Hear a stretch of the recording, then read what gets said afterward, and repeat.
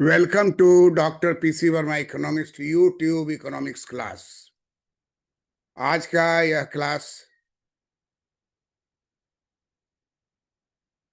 भारत चीन भारत से जुड़े 3 मसलों को मैं यहाँ बतलाने जा रहा हूँ। ये आज वक्त की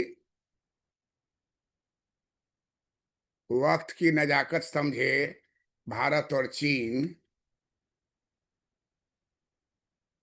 पार्ट 3।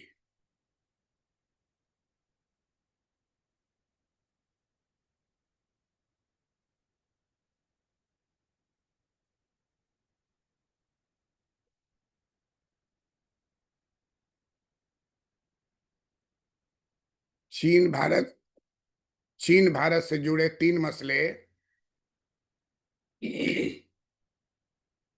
अत्यंत ही महत्वपूर्ण है। आज का यह क्लास जोरावर दौलत सिंह इतिहासकार और रणनीतिकार के शोध पर डॉक्टर पीसी वर्मा एमए स्वर्ण पदक प्राप्त पीएचडी पूर्व अध्यक्ष अर्थशास्त्र विभाग पटना कॉलेज पटना विश्वविद्यालय बिहार भारत द्वारा एक सरल विश्लेषण प्रस्तुत हो रहा है। सबसे पहली बात कि चीन नीति के संबंध में हमें इतिहास से सबक लेना चाहिए।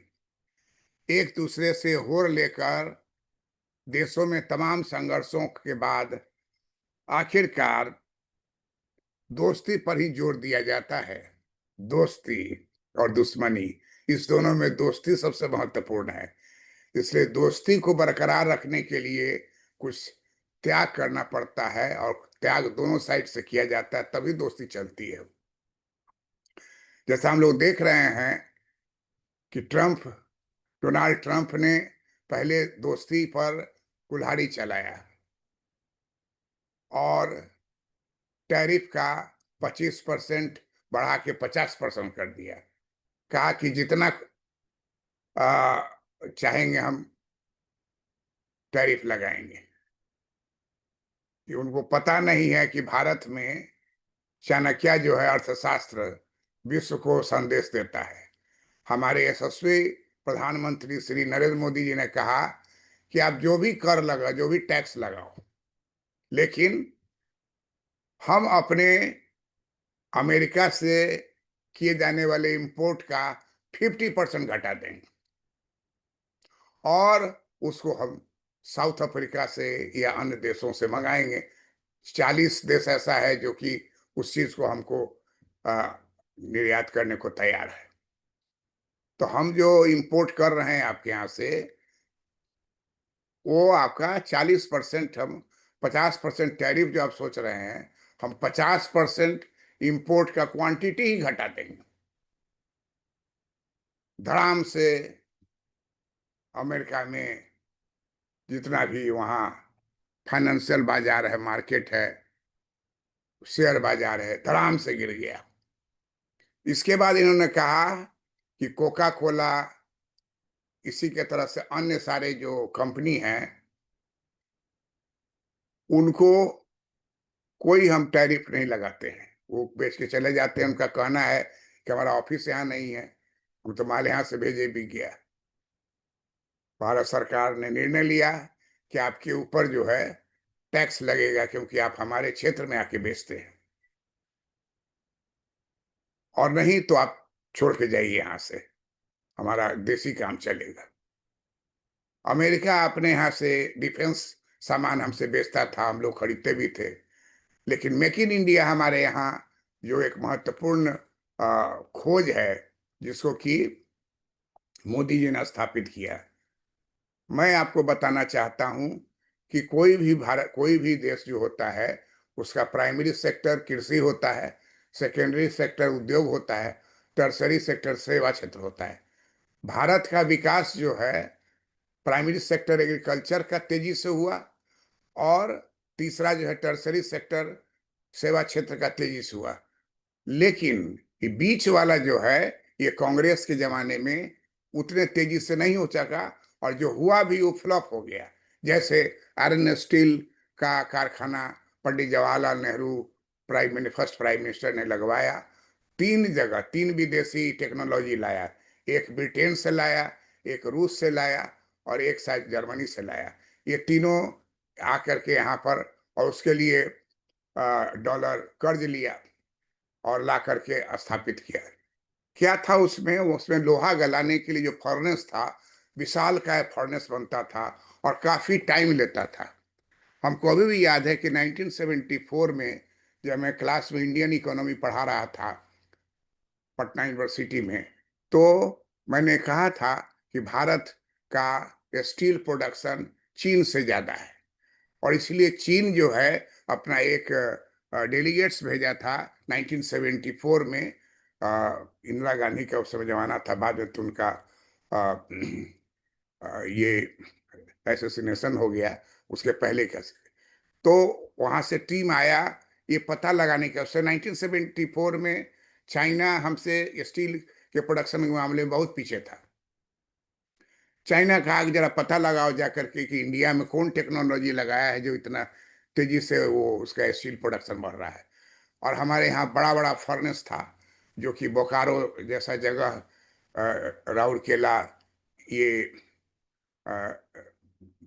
कलकत्ता में ये सब जगह जो स्टील का कारखाना लगाया गया, लार्ज स्केल स्टील इंडस्ट्री था। और लार्ज स्केल स्केल में जो होता है तो आयरन स्मेल्टिंग जो होता है उसके लिए बड़ा-बड़ा फर्नेस बनता है और फर्नेस के बनाने में ही वर्षों लग जाते हैं, फिर उसको खपत करने में और उसका कॉस्ट ऑफ प्रोडक्शन भी ज़्यादा होता है। चीन से जब ग्रुप आया तो भारत में बोकारो में जाके देखा, भिलाई में जाके देखा, दुर्गापुर में जाके देखा और देख करके अपना रिपोर्ट किया कि ये लार्ज स्केल इंडस्ट्री जो है चीन अगर अगर लगाता है तो और भी पीछे चला जाएगा। और जाके रिपोर्ट दिया और चीन क्या किया? मिनी स्टील प्लांट स्थापित किया। मिनी स्टील प्लांट 6 महीने में स्टार्ट हो जाता है। अब यहाँ 6 साल तक ये लटके हुए हैं। आप देखिएगा जो आदमी बोकारो गया हुआ है, वो देखे हुआ है कि बोकारो का फैक्ट्री तो है ही और एक बड़ा-सा शहर बनाया गया है जो बोकारो है, जो सब जंगल था, उस सबको जंगल को काट के अब फ्लैट बनाया है, ये बनाया है। हाल के किसी फंक्शन में मुझे बुलाया गया था तो गए थे। तो जितना भी मकान बनाए हुआ था, जितना भी फ्लैट बनाया हुआ था, जो किराए पर नहीं अपने एम्प्लॉय को दिया देता था, उसका मेंटेनेंस करने का भी कैपेसिटी नहीं था बोकारो स्टील प्लांट को। और तब वो निर्णय लिया कि जो व्यक्ति उसमें रह रहा है अगर वो खरीदना चाहे तो उसको सेल कर देगी और बहुत सारे एम्प्लॉय जो हैं वो उस मकान को खरीद लिया। अब डबल स्टोरी है तो ऊपर कोई और है, नीचे कोई और है, तो वैसे भी बिक गया। ऊपर वाला ऊपर ले लिया, नीचे वाला नीचे, जाके हम देखा है। सोचिए, बनाने को तो बना दिया, A sector, B sector, C sector, road भी पूरा, लेकिन उसका रख रखाव और उसके खर्च को चलाना मुश्किल हो गया। स्टील के प्रोडक्शन से लॉस आने लगा। अभी भी चल रहा है लेकिन जो आशा किया गया था उस तरह का नहीं हो पाया। तो चीन का जो जो ट्रिप आया पता करने के लिए कि कैसा हम करेंगे, सबका फोटो खींच के ले गया, सब जगह का रिपोर्ट बनाया। बोकारो स्टील प्लांट, भिलाई, राउरकेला अ, और सब जगह से जो रिपोर्ट बना के भेजा, तो चीन ने कहा कि ठीक है, ये बेकार मेथड है और चीन ने steel plant, small scale steel plant को लगाया। वहाँ कोयला डाला, आयरन डाला, स्मेल्ट किया, सब चीज़ फास्टली हुआ और 6 महीने में प्रोडक्शन शुरू। यहाँ 6 साल में प्रोडक्शन शुरू पूरा नहीं हुआ, आधा हुआ और 6 महीने प्रोडक्शन शुरू और सब जगह लोकेशन पर डाला। चीन तो बहुत चालाक है ना, वो एक जगह नहीं। अब हमारे यहाँ जब 8 गो मान लीजिए स्टील प्लांट है तो लोकेटेड है, अब वहाँ से मिसाइल से मारेगा तो 8 एक रात में उड़ जाएगा। लेकिन स्टील प्लांट का खूबी क्या है कि छोटे-छोटे जगहों में वो फैला हुआ है। उतना तीर मारने का समय नहीं है। लार्ज स्केल इंडस्ट्री जो होता है वो निशाने पर रहता है और कोई भी युद्ध होता है तो वो आपका, अब जैसे अभी रूस और यूक्रेन का हो रहा है, अब देखिएगा बीच का सड़क बड़ा सा है, हाईवे उड़ा दिया। अब सड़क उड़ा दिया तो इधर से वहां नहीं जा सकता, उधर से यहाँ नहीं जा सकता। उसी तरह से है, फैक्ट्री है वहां तो, और भी न्यूक्लियर प्लांट का बहुत बड़ा यूक्रेन में सेंटर है, उड़ा दिया, मान लीजिए उसको उड़ा दिया तो फिर पूरा गया। बिल्डिंग है जो कहता है ना भी कि 21 तल्ला पर मेरे साले साहब रहते हैं, अब बहनोई जो है सो 22 तल्ला पर, हमके ठीक है, बहनोई और साले सब है 21 तल्ला 22 तल्ला। और जब वहां से चलेगा मिसाइल तो टारगेट उसको वही तल्ला रहेगा, 20 तल्ला धराम, तो वहाँ 100 100 तल्ले का है। आप सब नॉर्थ अमेरिका का भ्रमण किया, देखे कि वहाँ जो बिल्डिंग है सो देखिए, जर्मनी का मकान का देखे कि एक लाइन से मकान है, सब सटा हुआ है। जैसे हम लोग क्या है ना कि एक मकान है, उससे बोलो थोड़ा हट के मकान है, बीच में थोड़ा सा गैप दिए, ज्यादा गैप नहीं है, रिक्शा भी नहीं है, साइकिल जाता है। आप महेंद्रू हमारे यहाँ पटना में है, देखिएगा बहुत सारा मकान रोड पर है, सबके बीच में इतना ही गैप है जिसमें कि वो साइकिल जाए आए, कोई उसका सेंस नहीं है। जर्मनी में देखिए, बर्लिन में देखिए, एक लाइन से जो है सब सटा हुआ है, और उसके पीछे तरफ से जाने का रास्ता है, आगे रोड पर कहीं कोई आपको घुसने का नहीं, कहीं एक खास जगह है वहां से मुड़िए और सबके पीछे आप। इस तरह का कुछ अभी नया डेवलपमेंट किया है, जैसे पटना सेक्रेटेरिएट के सामने का जो रोड है, बहुत सारे आईएएस का फ्लैट था, उसको तोड़ उड़ करके रोड बन गया है, और सबका अब गेट जो है बैक साइड में है, तो फ्रंट में कहीं कोई उसका डिस्टरबेंस रोड के साथ नहीं है।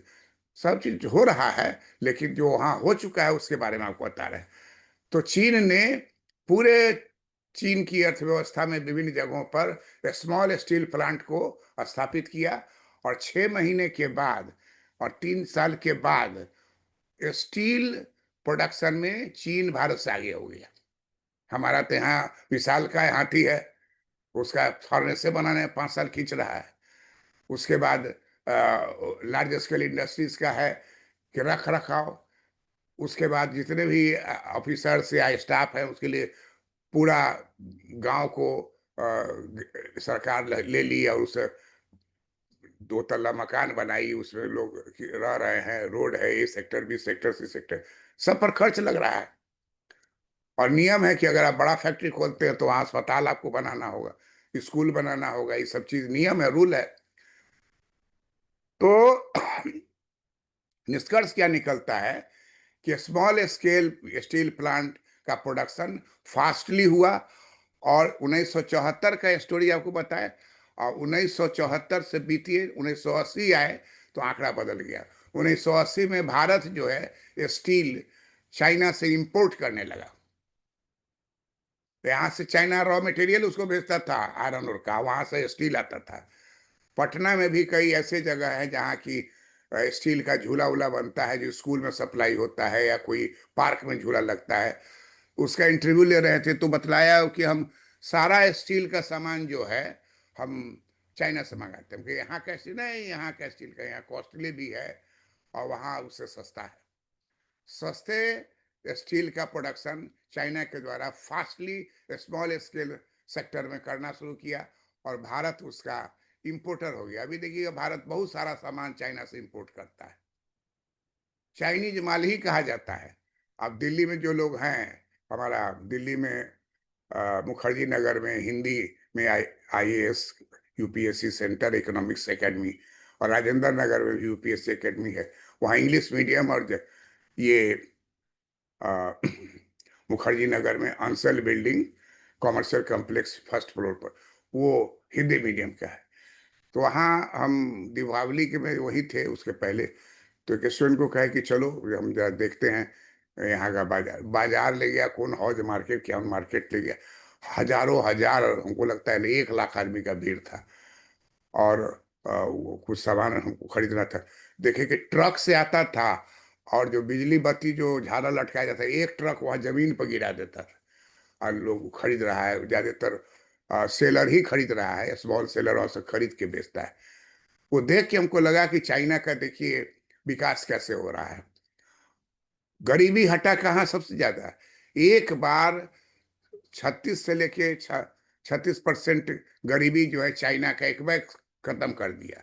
मकान बनाया तो हमारे यहाँ मोदी जी बनवा रहे हैं, तो 1 फ्लोर या 2 फ्लोर का मकान है, वो बनाया 10 फ्लोर का मकान। और सब वही जमीन वही रह गया, मकान 110 फ्लोर हो गया और सब गरीब को दे दिए।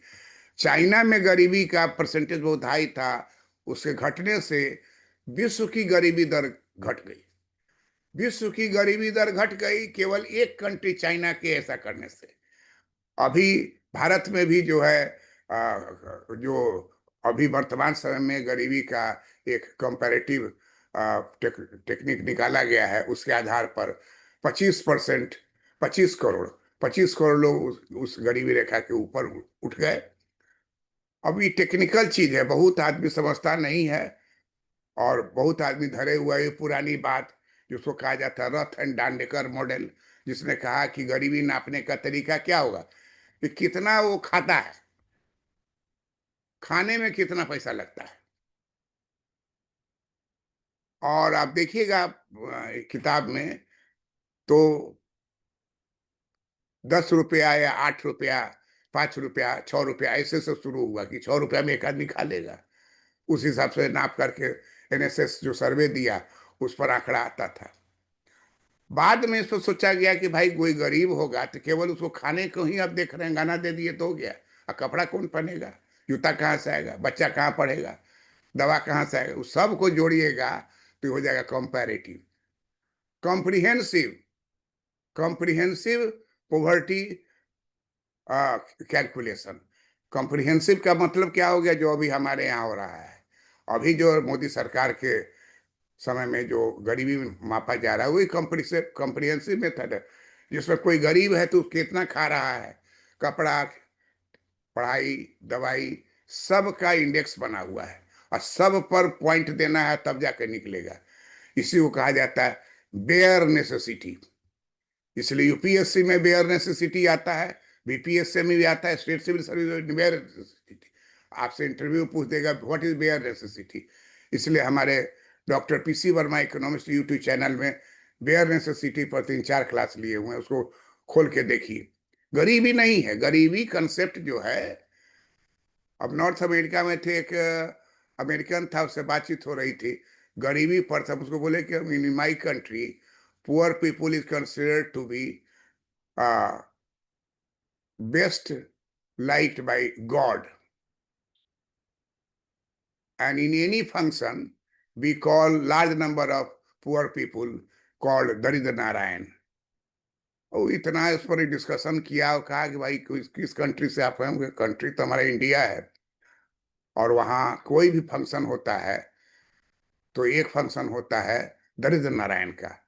व्हाट इज दरिद्र Narayan? That is poor people.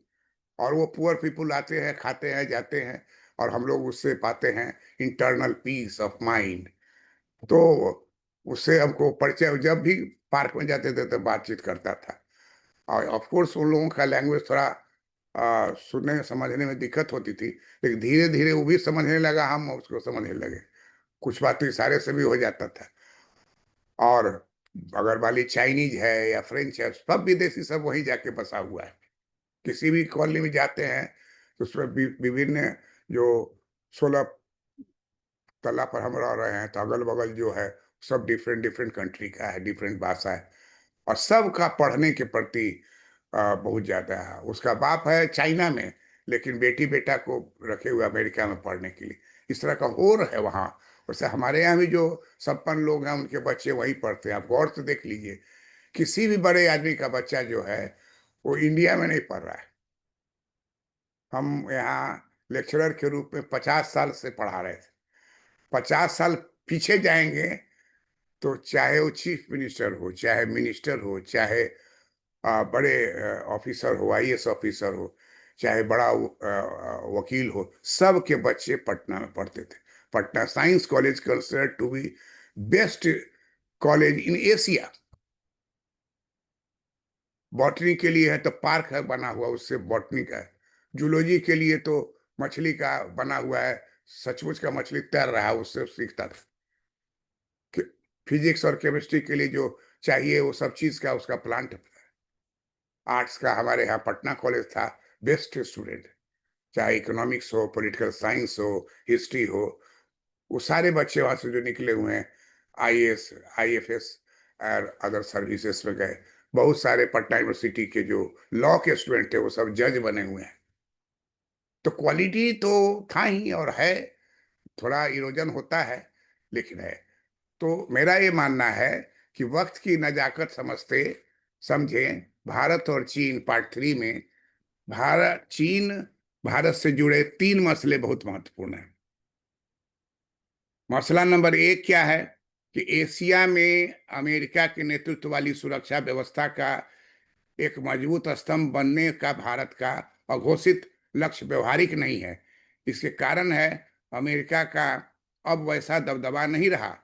उपमहाद्वीप से बाहर सुरक्षा प्रतिबद्धताओं को पूरा करने के लिए अतिरिक्त ताकत का हमारे पास अभाव है, और अमेरिका के नेतृत्व वाले गठबंधनों में शामिल होने से संप्रभुता और भू राजनीतिक नियंत्रण दोनों मोर्चे पर हमें बड़ा नुकसान हो सकता है।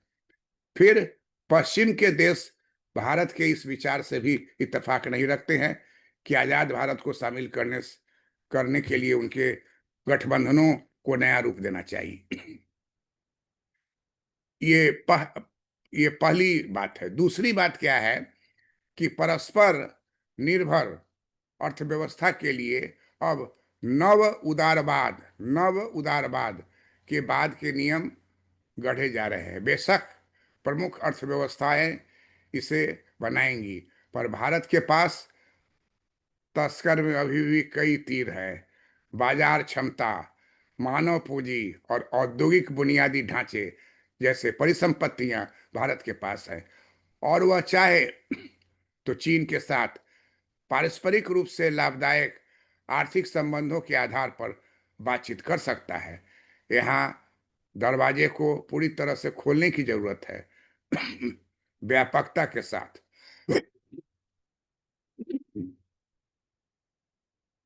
यदि यह ठीक से किया गया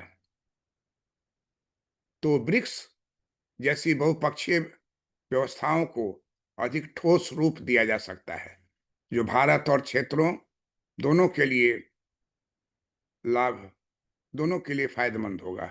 तीसरी बात, आपसी मतभेदों के बावजूद भारत और चीन दोनों के हित भू राजनीतिक स्थिरता में छिपे हुए हैं। बेशक दोनों के बीच कोई बड़ी सौदेबाजी नहीं हो सकती, लेकिन क्षेत्र में अब अलग नीतिगत प्राथमिकताओं और भू राजनीतिक भूमिकाओं को स्वीकार करते हुए दोनों देश कुछ हद तक आम राय बना सकते हैं। दूसरे शब्दों में कहें तो उनको एक दूसरे को यह मौका देना चाहिए कि वे अपनी भू राजनीतिक और सामाजिक आर्थिक प्राथमिकताओं को पूरा कर सके।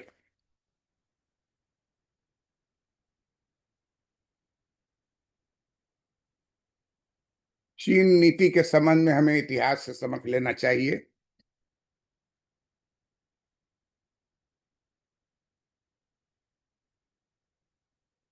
एक दूसरे से होड़ ले रहे देशों ने तमाम संघर्षों के बाद आखिरकार दोस्ती पर ही जोर दिया है। आखिरकार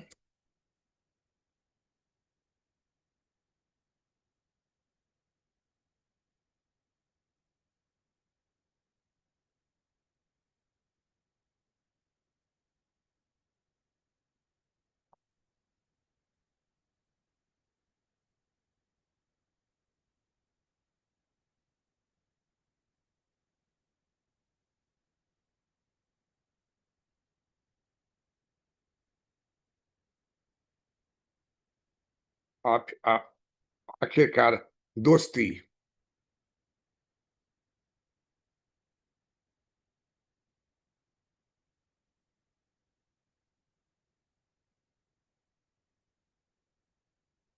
आखिरकार दोस्ती पर ही दोस्ती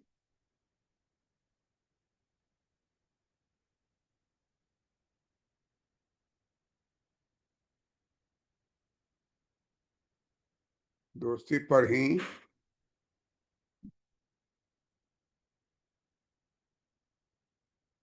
जोर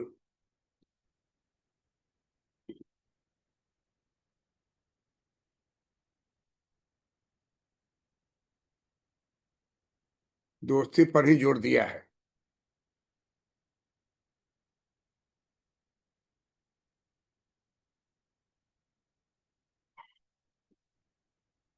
इसका सबसे ज्वलंत उदाहरण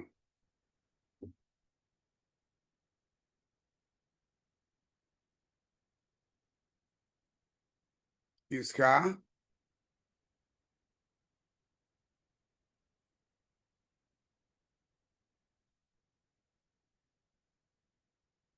सबसे ज्वलंत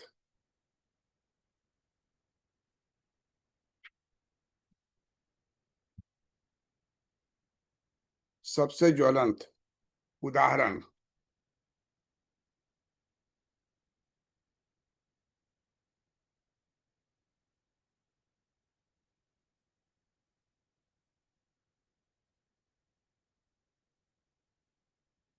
है 1970।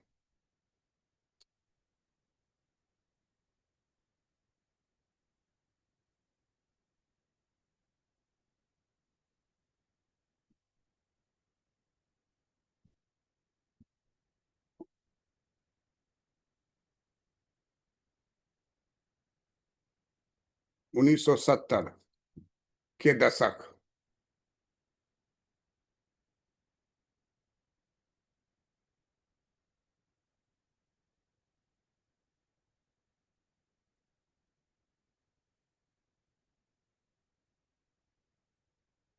1970 के दशक में अमेरिका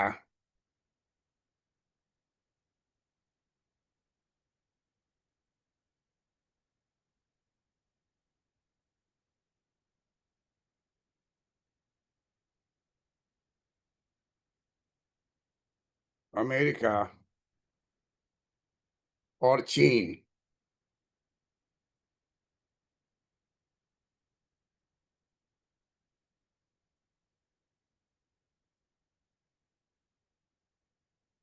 अमेरिका और चीन के रिश्तों, चीन के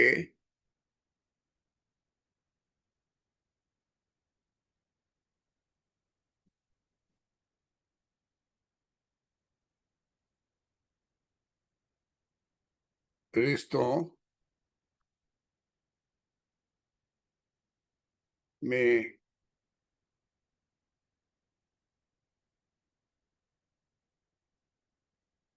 रिश्तों में आई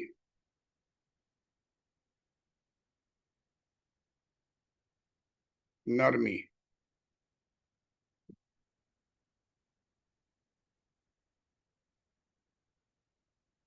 या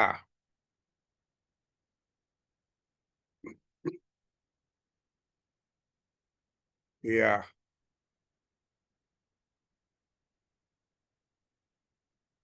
1980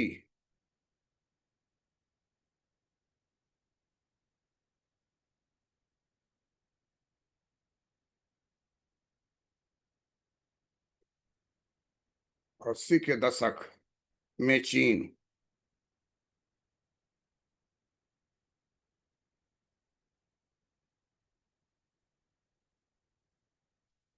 और सोवियत संघ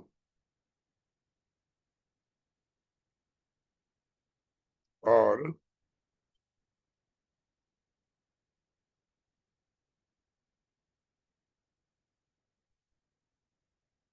सोवियत संघ का तालमेल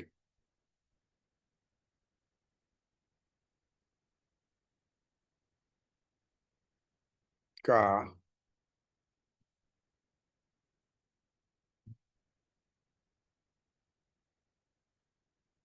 तालमेल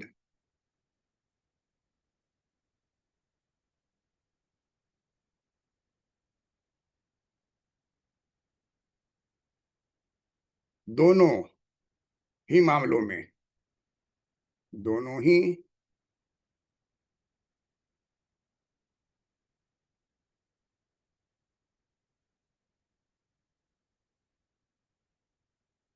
दोनों ही मामलों में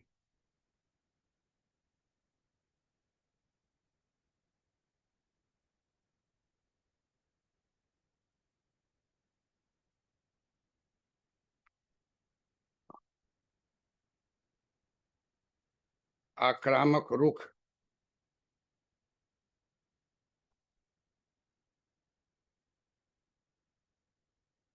के कारण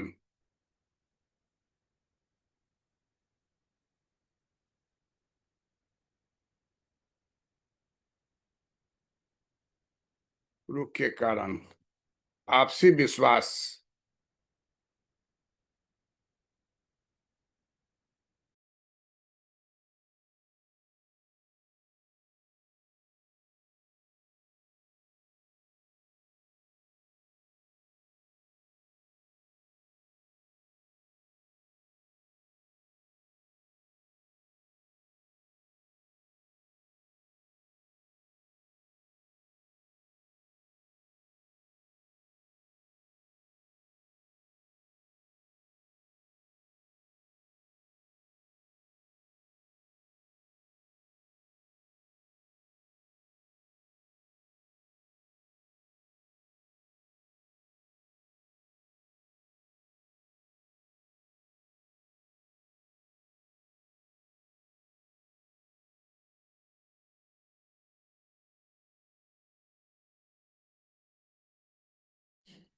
वही देखे बारिश यहाँ हुआ था ठीक।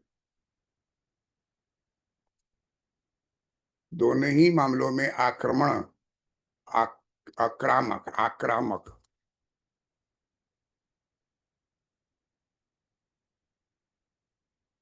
आक्रामक रुख के कारण आपसी विश्वास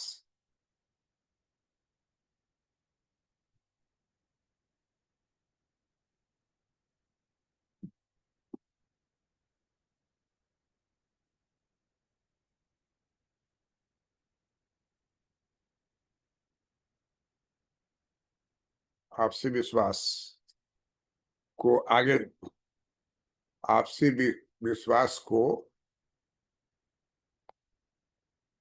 आगे बढ़ाना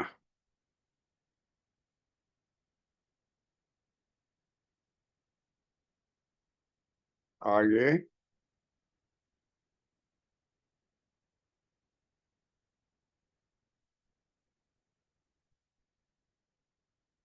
बढ़ाना मुश्किल हो गया था।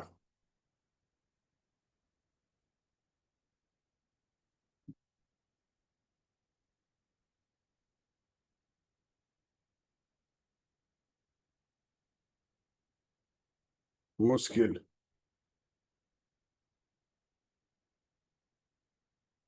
हो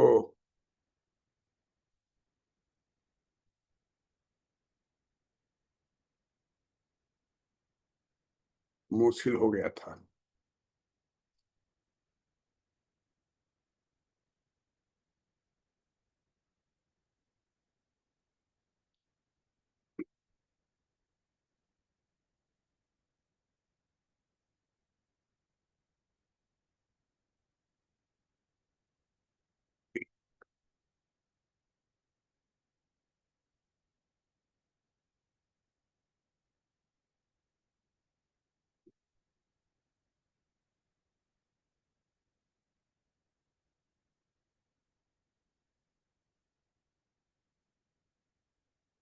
बेशक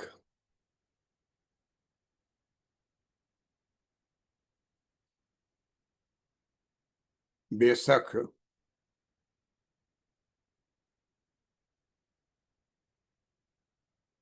न तो अमेरिकी न तो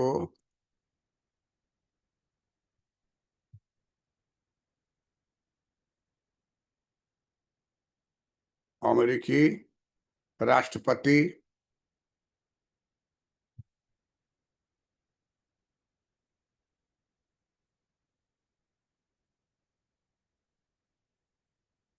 राष्ट्रपति रिचर्ड निक्सन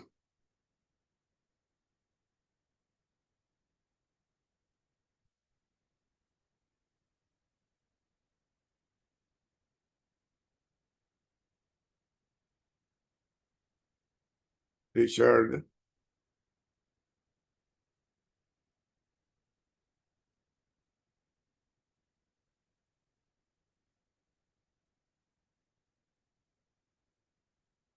रिचर्ड निक्सन जैसी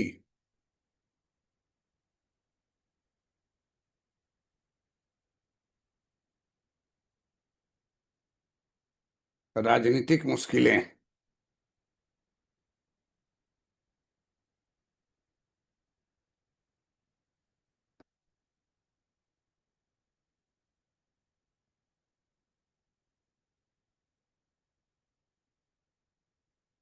राजनीतिक मुश्किलें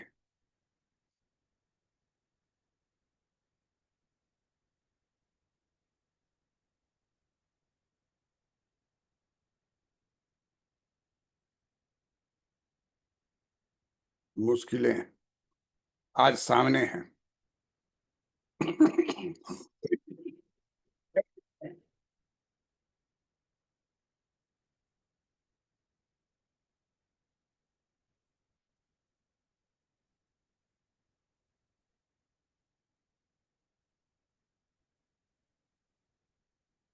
आज सामने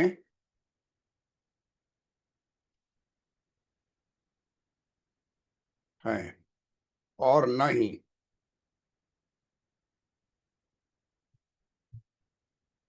और न ही डेंग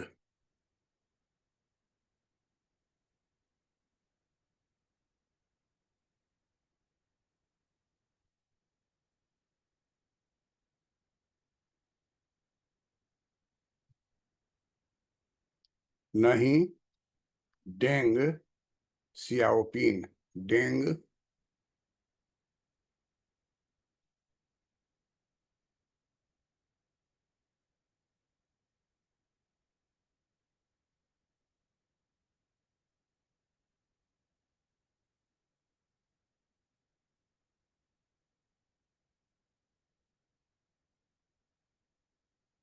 सिया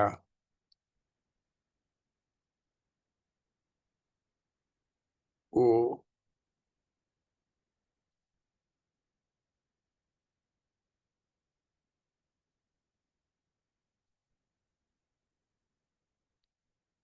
सियाओपिंग जैसा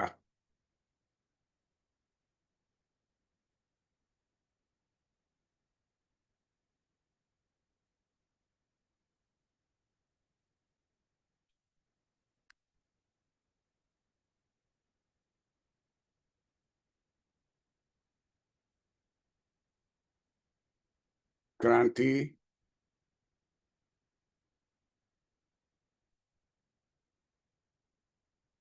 क्रांतिकारी नेता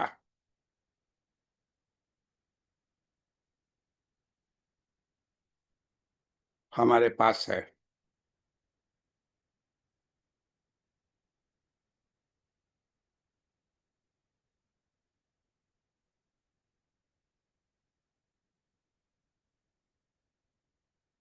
हमारे पास है जो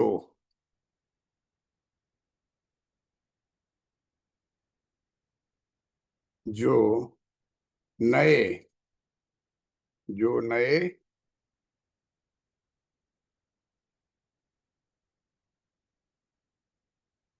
जो नए वैश्विक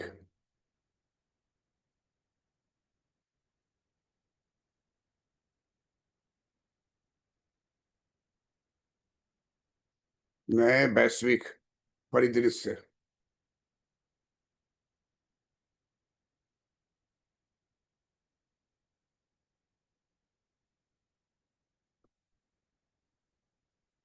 परिदृश्य में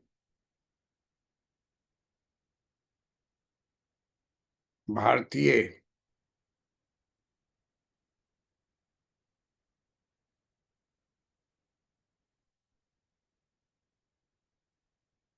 भारतीय व्यवस्था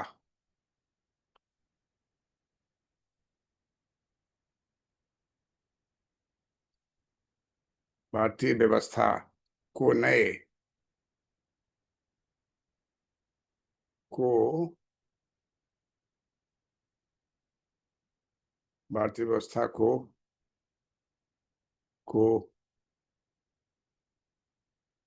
नए भारतीय व्यवस्था को नए सिरे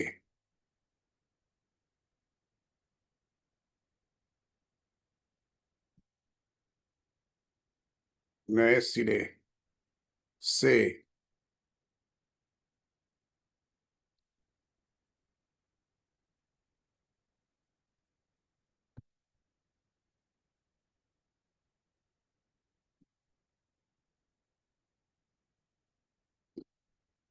नए सिरे से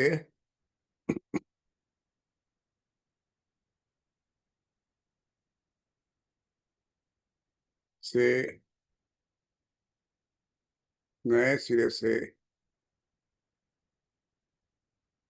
प्रभाषित प्रभाषित नए सिरे से प्रभाषित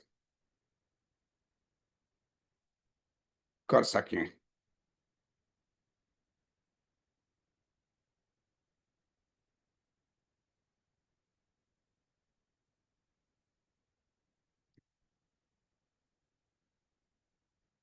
हमें यह नहीं भूलना चाहिए,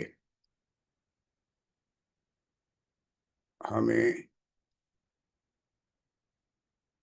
यह नहीं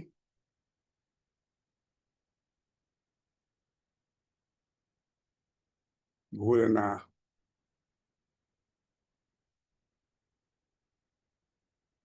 हमें यह नहीं भूलना चाहिए कि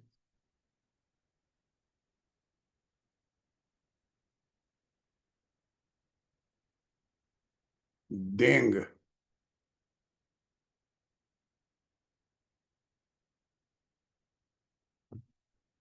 डेंग सियाओपिंग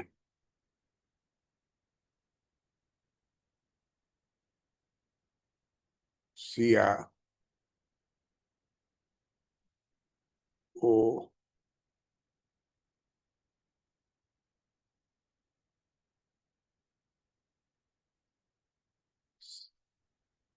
सियाओपिंग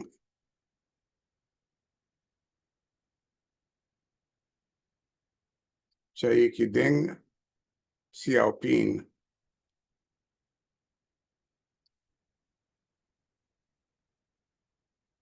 ने आक्रामकता आक्रामकता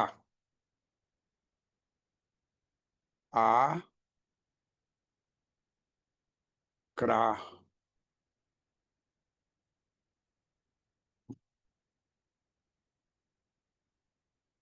आक्रामकता की जगह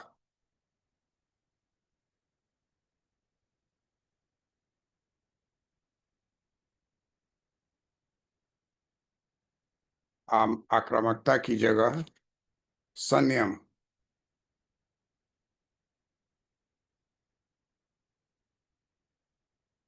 संयम को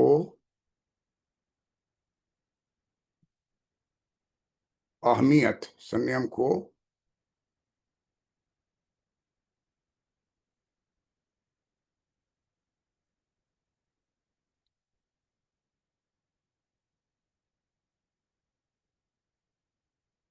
अहमियत दी थी।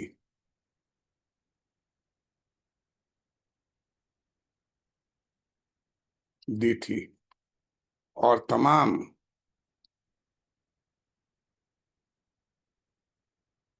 और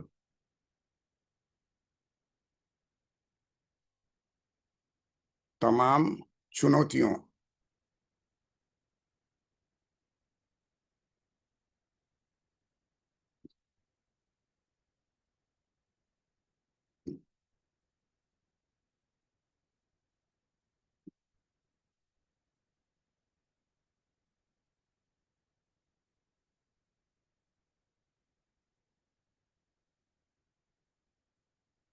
चुनौतियों के बावजूद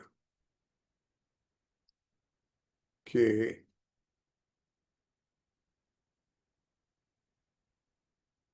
बावजूद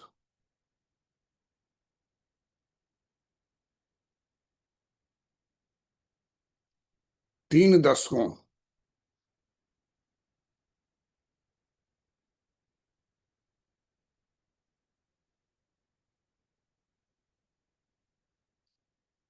3 दशकों से अधिक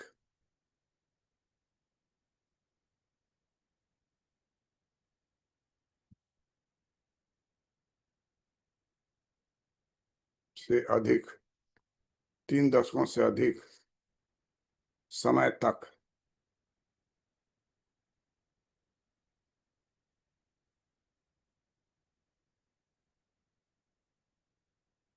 समय तक अपनी इस नीति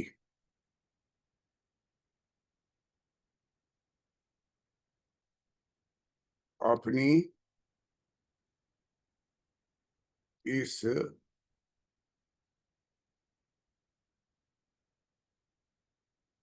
अपनी इस नीति को राजनीतिक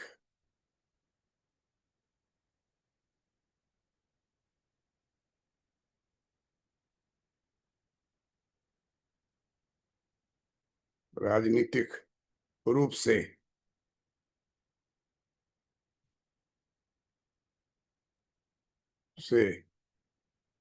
प्रासंगिक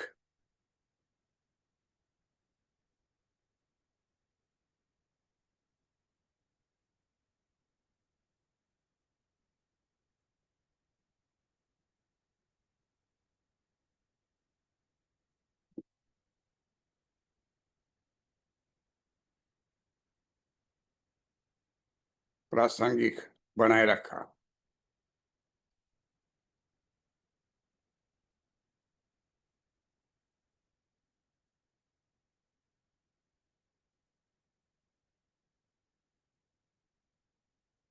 बनाए रखा जाहिर है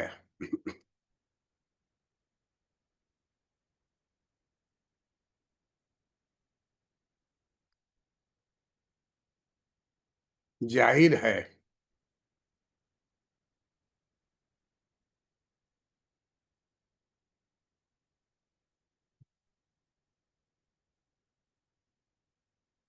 जाहिर है आपसी संबंधों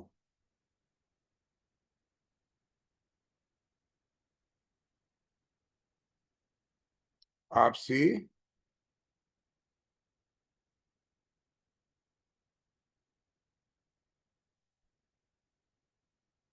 आपसी संबंधों को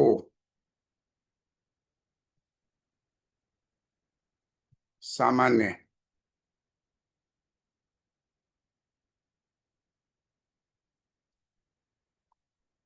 सामान्य बनाने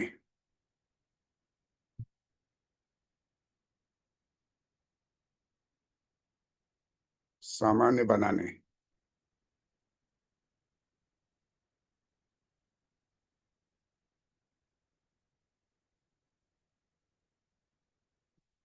के प्रयास तो हो तो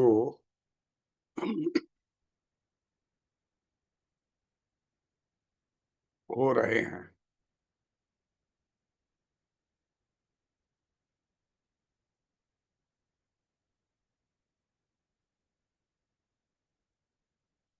लेकिन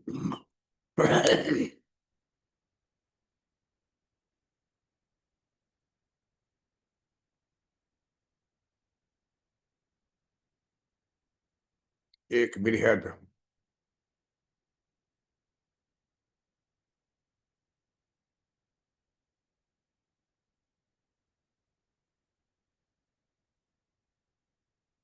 एक बृहद नजरिए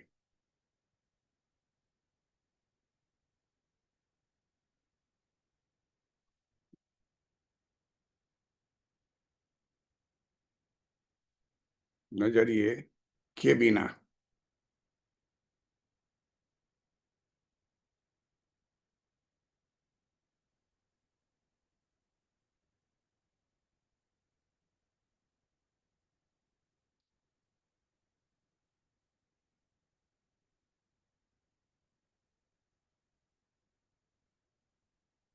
दो।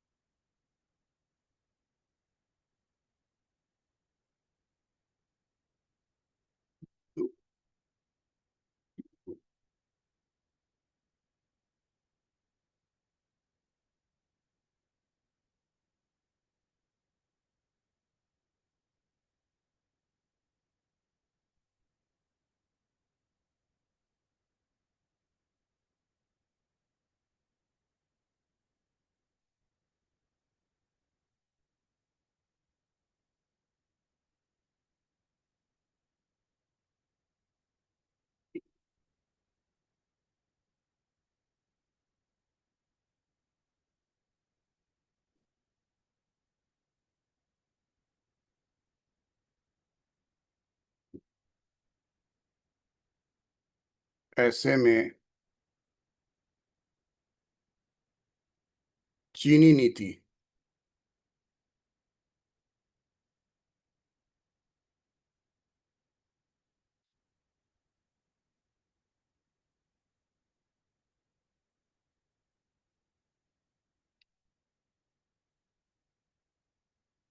से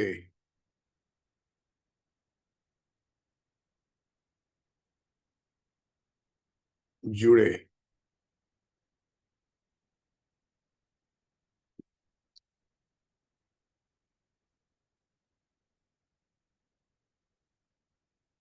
3 मसले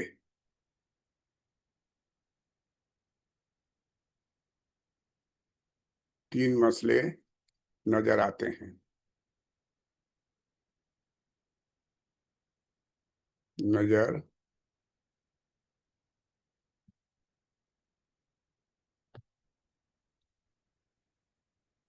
आते हैं।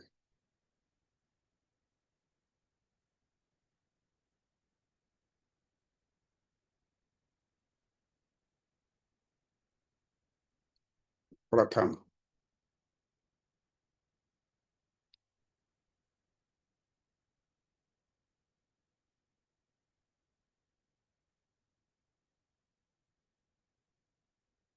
प्रथम एशिया में अमेरिका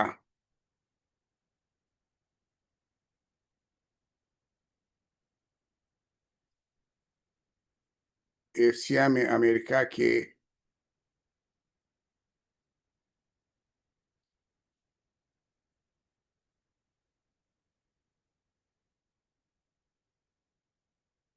नेतृत्व वाली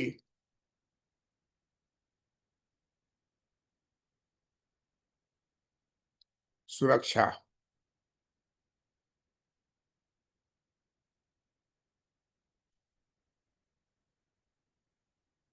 व्यवस्था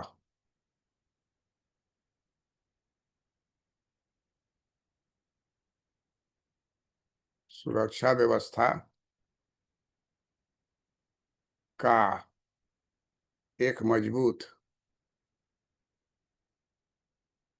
एक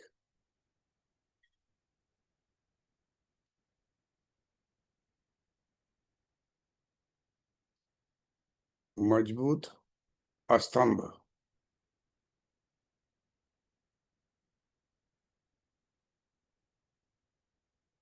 बनने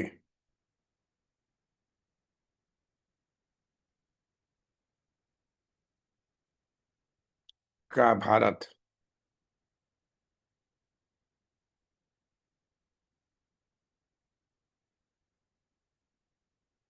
का भारत का अघोषित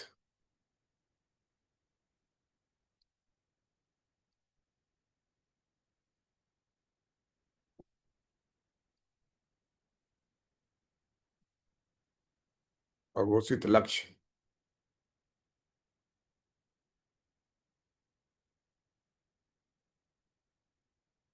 व्यवहारिक,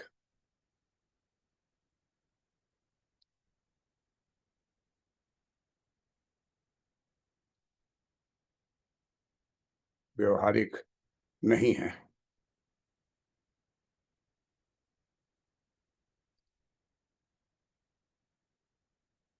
नहीं है। इसके कारण,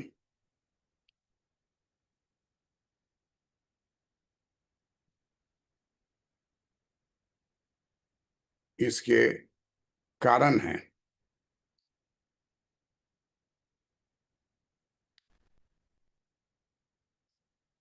इसके कारण हैं।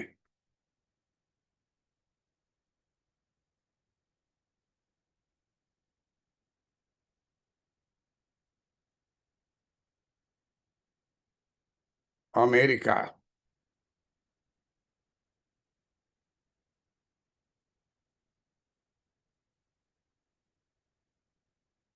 अब, अमेरिका का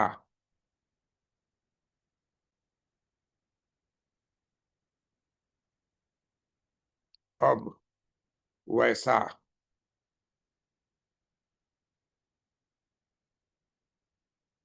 वैसा दबदबा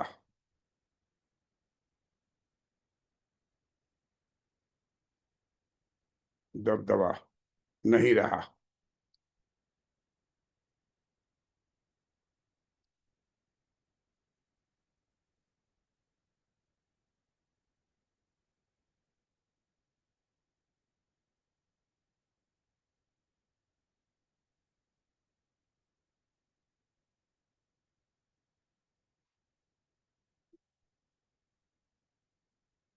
उप महाद्वीप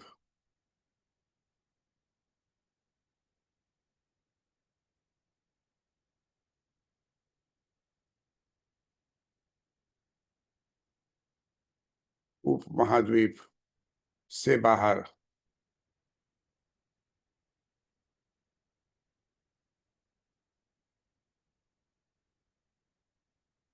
बाहर सुरक्षा,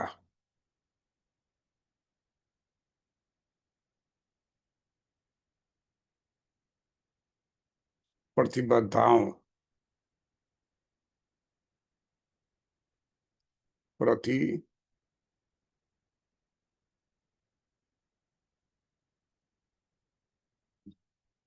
प्रतिबद्धताओं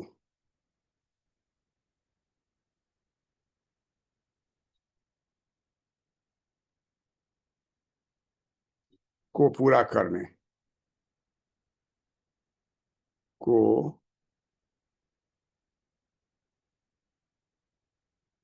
पूरा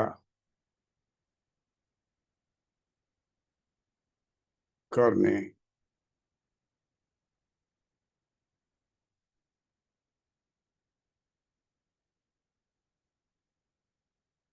पूरा करने के लिए अतिरिक्त ताकत,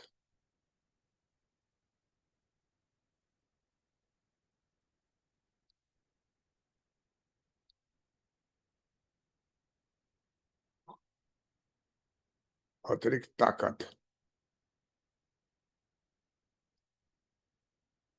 का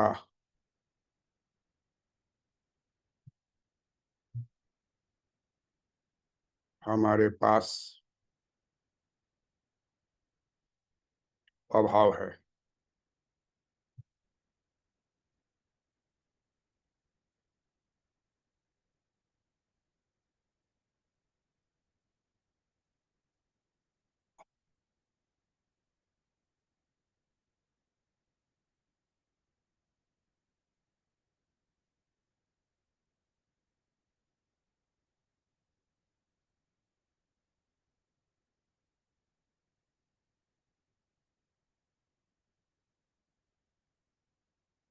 अमेरिका के नेतृत्व,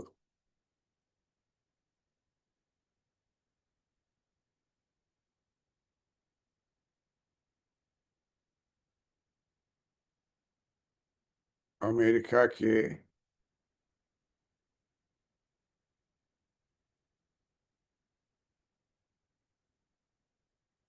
नेतृत्व, अमेरिका के नेतृत्व वाले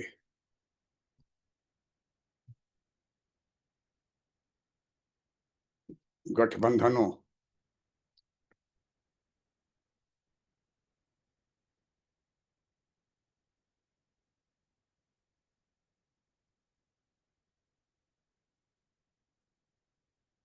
गठबंधनों में शामिल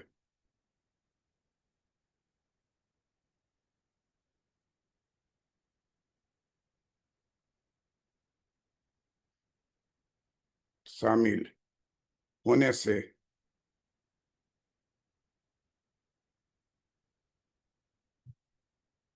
होने से संप्रभुता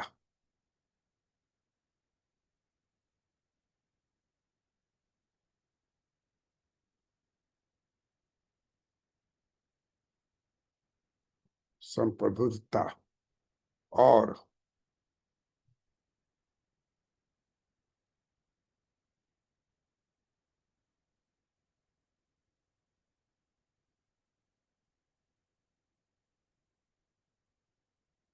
और और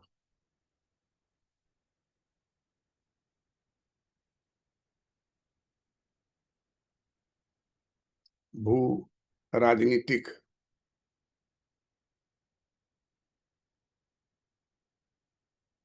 राजनी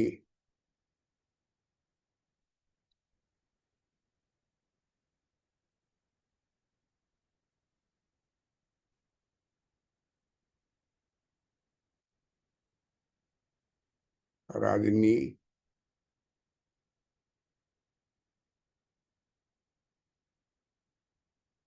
राजनीतिक नियंत्रण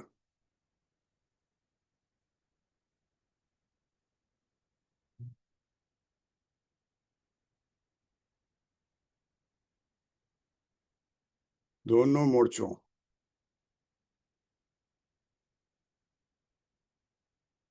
दोनों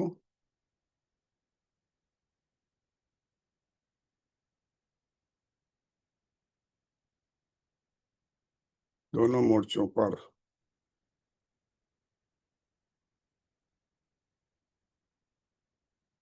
हमें हमें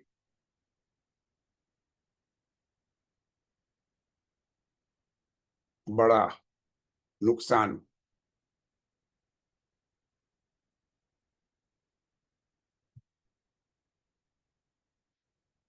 हो सकता है।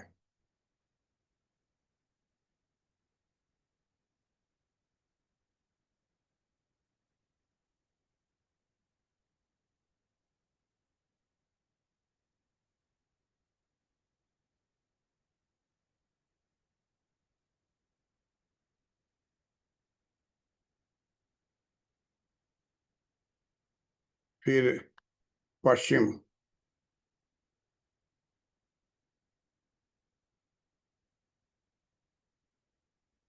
पश्चिम के देश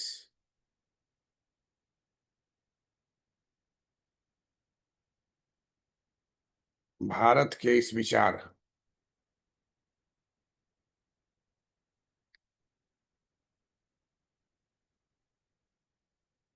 भारत के इस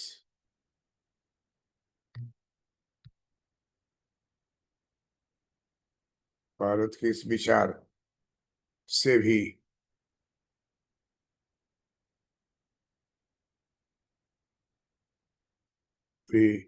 इत्तेफाक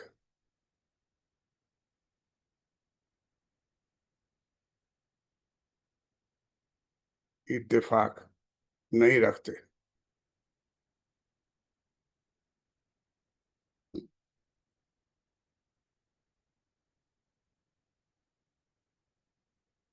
नहीं रखते कि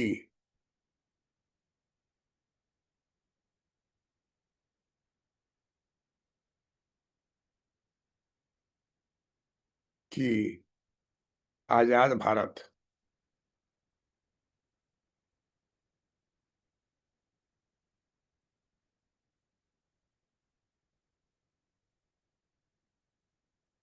आजाद भारत को शामिल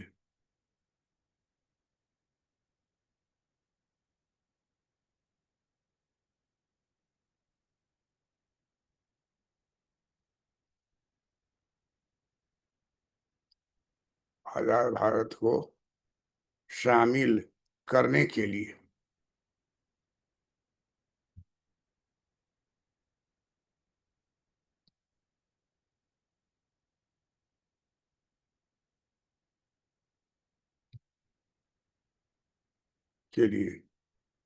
उनके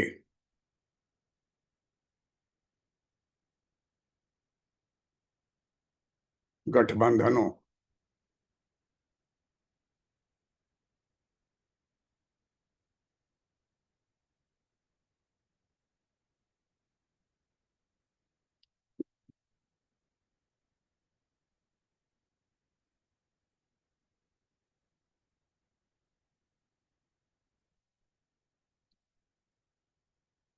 गठबंधनों को नया रूप देना चाहिए।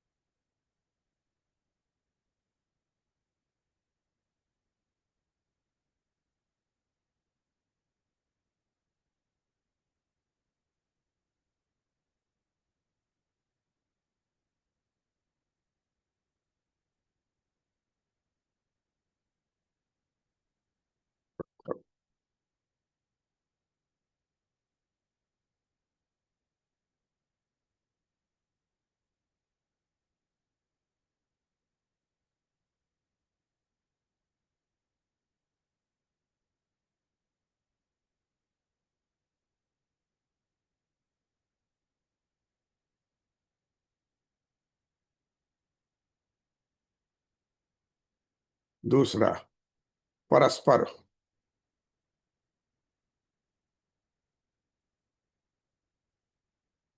परस्पर निर्भर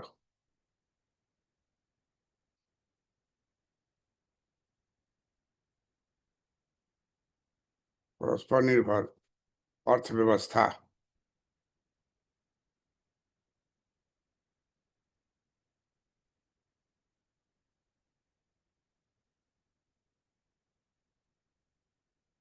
था अर्थव्यवस्था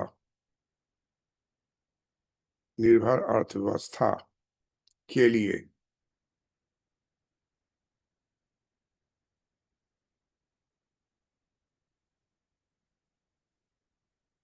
के लिए अब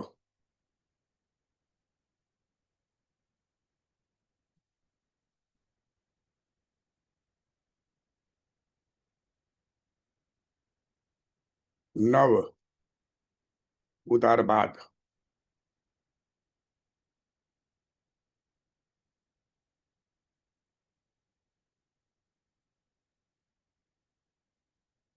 नव उदारवाद के बाद के नियम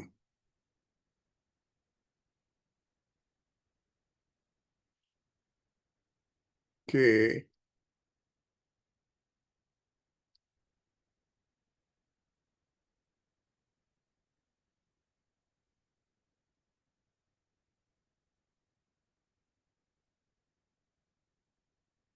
बाद के बाद नव उदारवाद के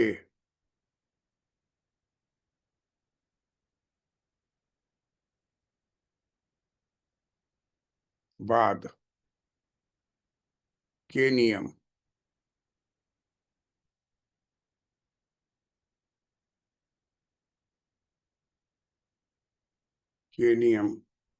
गढ़े जा गढ़े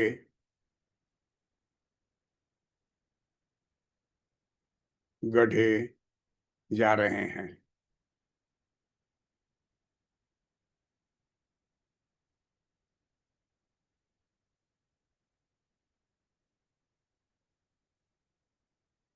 बेशक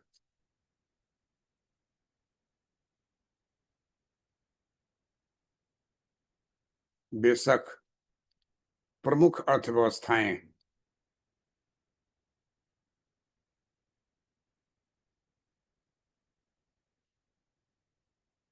प्रमुख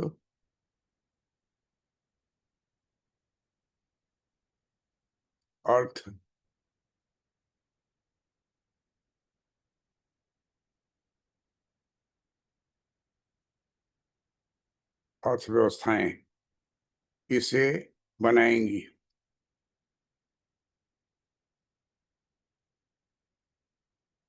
बेशक प्रमुख अर्थव्यवस्थाएं इसे बनाएंगी।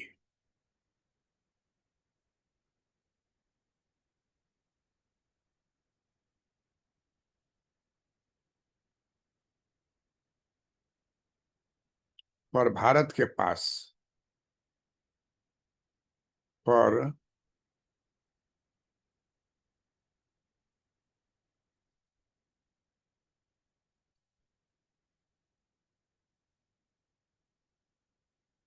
पर भारत के पास तस्कर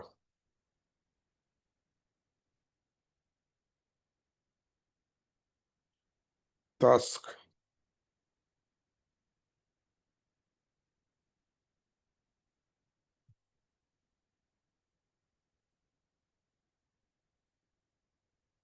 तस्क तस्क तस्क में अब भी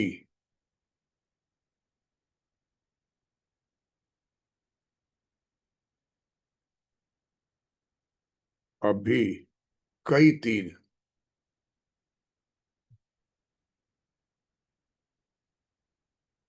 कई तीर हैं।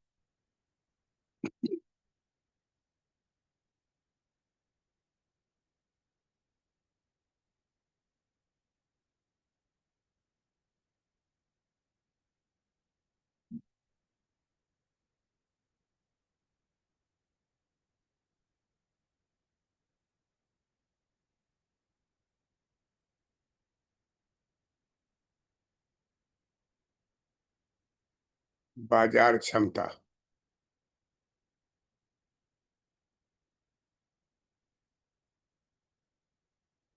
मानव पूंजी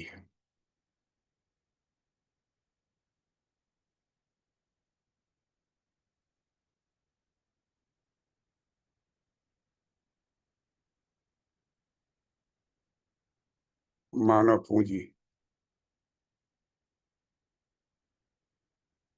औद्योगिक बुनियादी ढांचे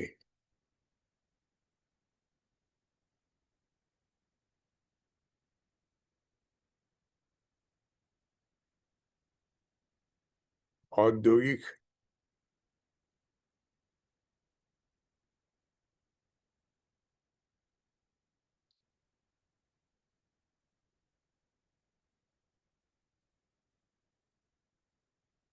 औद्योगिक बुनियादी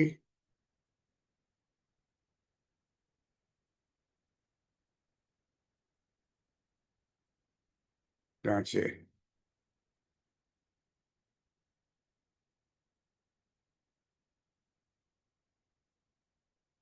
जैसी परिसंपत्तियां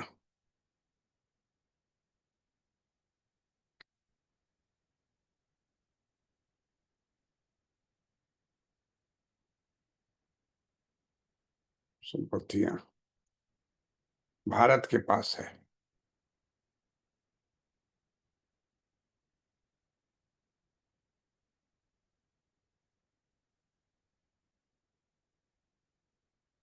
भारत के पास है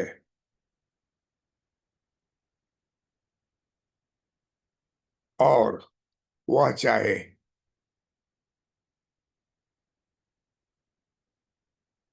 वह चाहे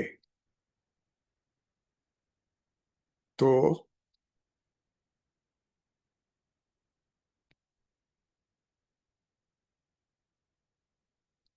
चीन के साथ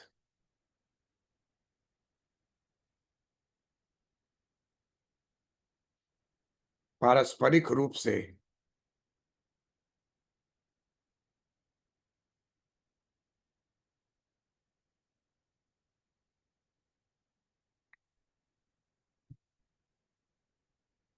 साथ पा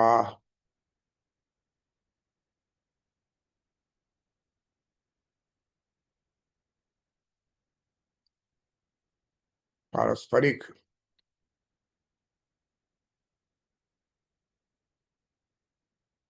रूप से लाभदायक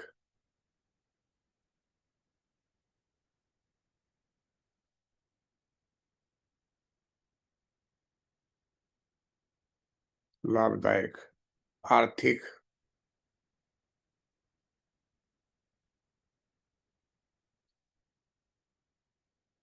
आर्थिक संबंधों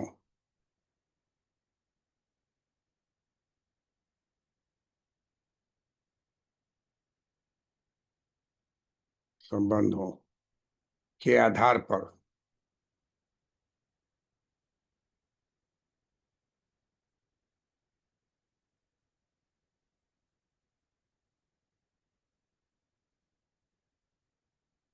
आधार पर बातचीत कर सकता है।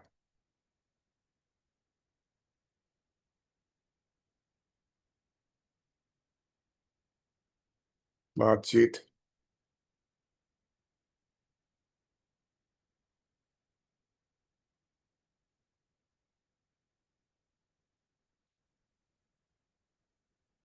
बातचीत कर सकता है। यहाँ दरवाजे को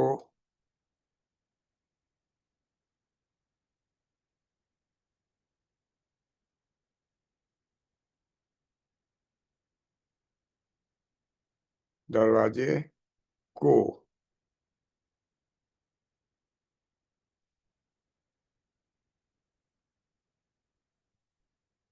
पूरी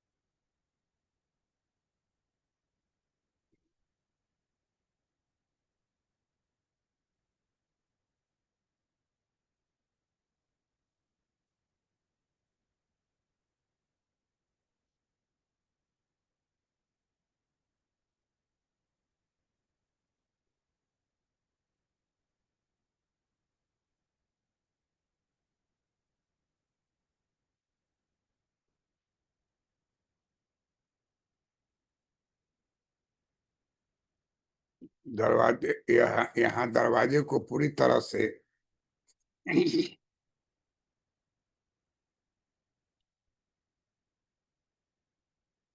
पूरी तरह से खोलने की जरूरत है।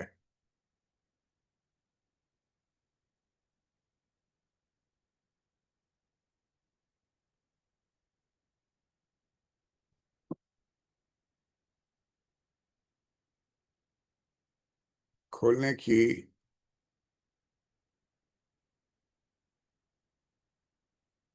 जरूरत है। जरूरत है व्यापकता के साथ। व्या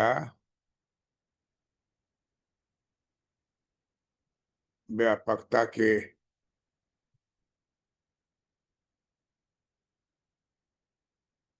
व्यापकता के साथ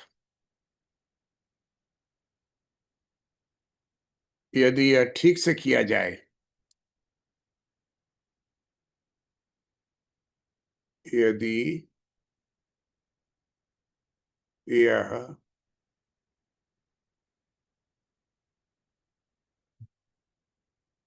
ठीक से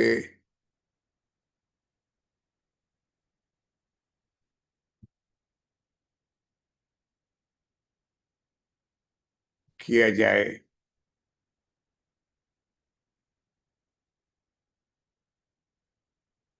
तो ब्रिक्स तो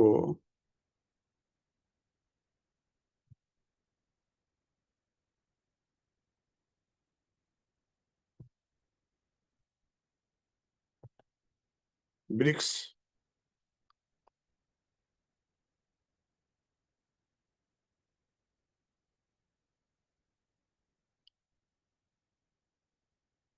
ब्रिक्स जैसी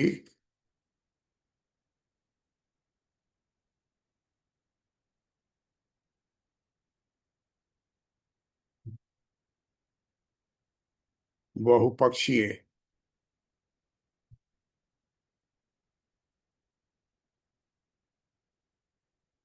बहुपक्षीय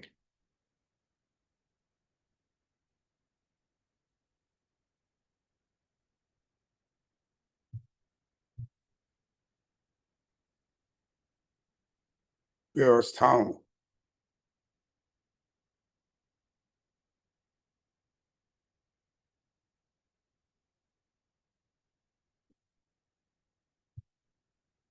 व्यवस्थाओं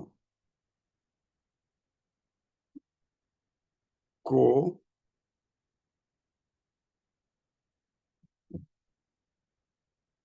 अधिक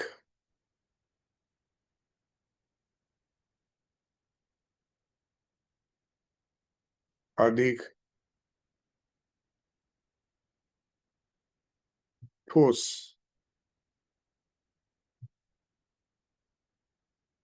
रूप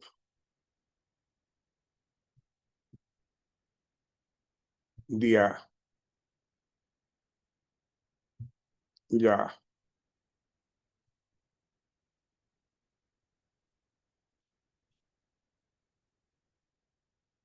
दिया जा सकता है, जो जो भारत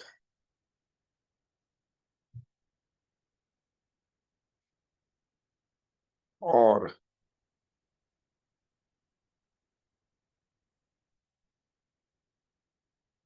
भारत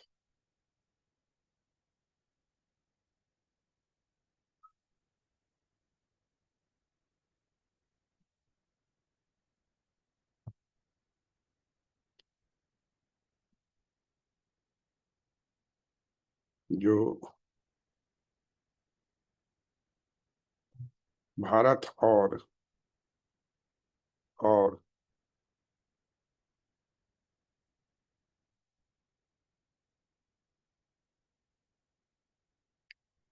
और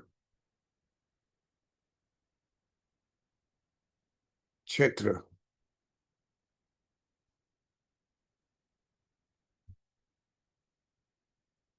दोनों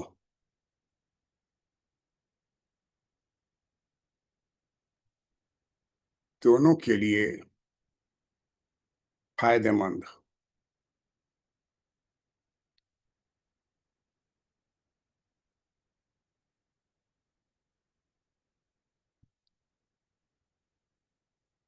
फायदेमंद होगा।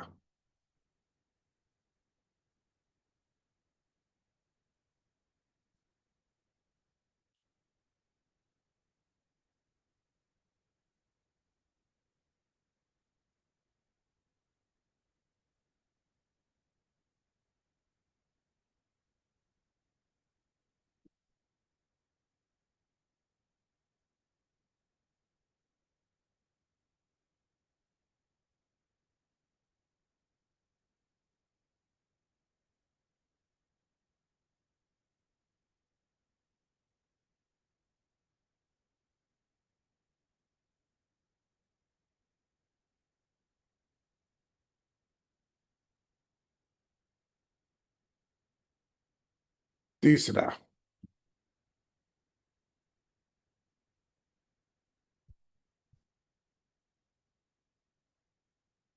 आपसी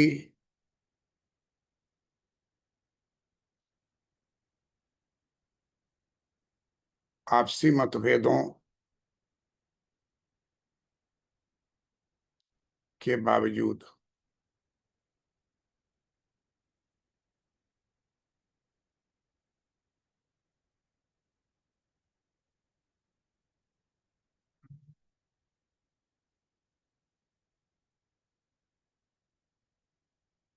के बावजूद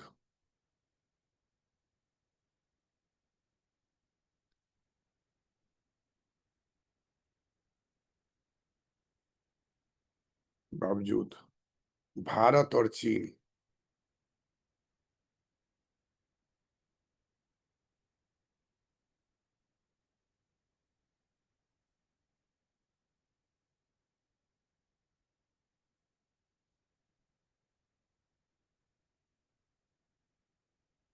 भारत और चीन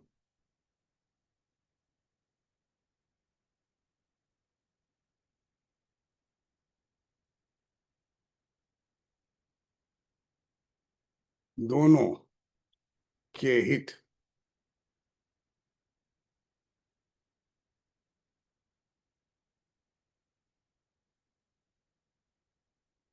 दोनों के हित भू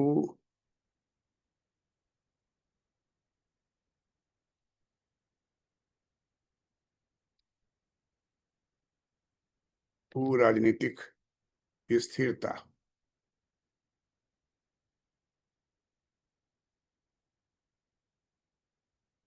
भू राजनीतिक स्थिरता में में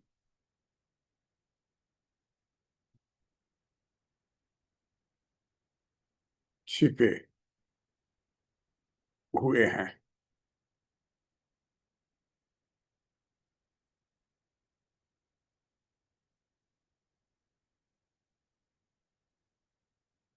छिपे हुए हैं।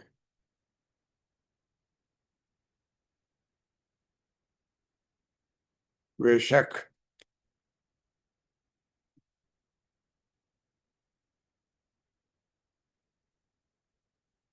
दोनों के बीच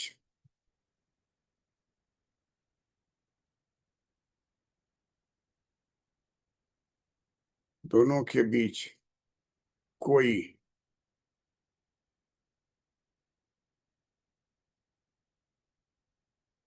बड़ी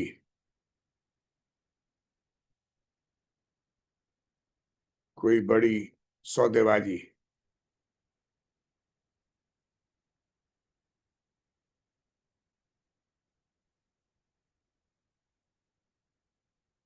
सौदेबाजी नहीं हो सकती। नहीं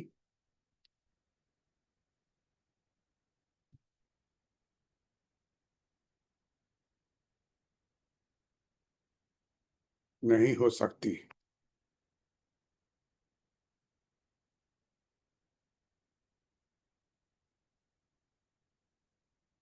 लेकिन क्षेत्र में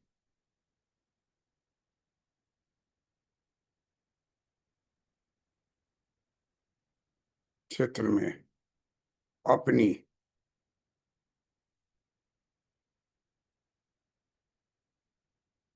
अपनी अलग अलग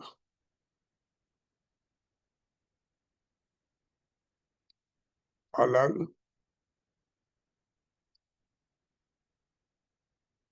अलग अलग नीतिगत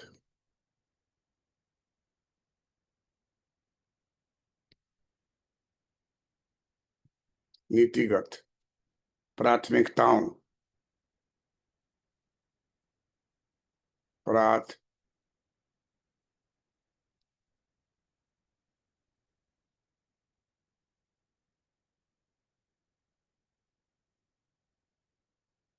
प्राथमिकताओं और भू राजनीति और भू राजनीतिक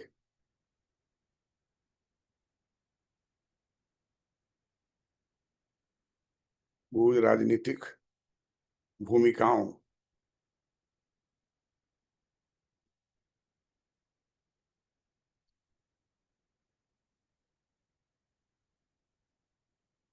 भूमिकाओं को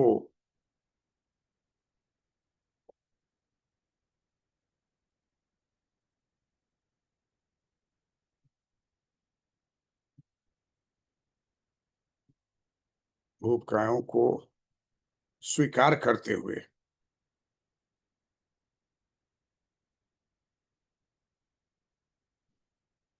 स्वीकार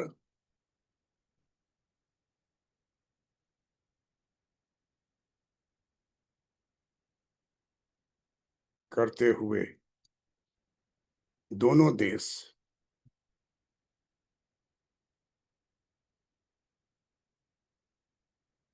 दोनों दोनों देश कुछ हद तक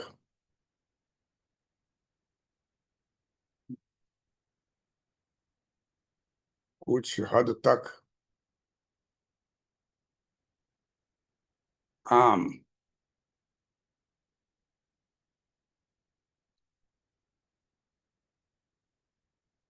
आम राय बना सकते हैं।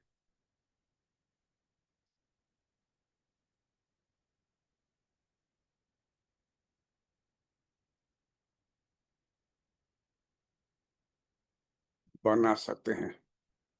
दूसरे शब्दों में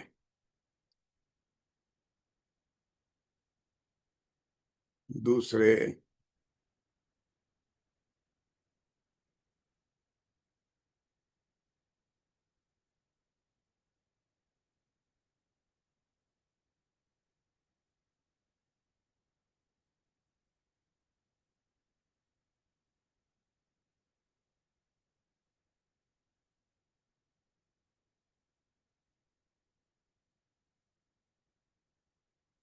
दूसरे शब्दों में कहें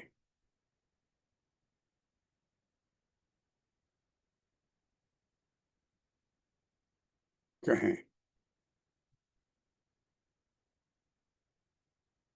तो उनको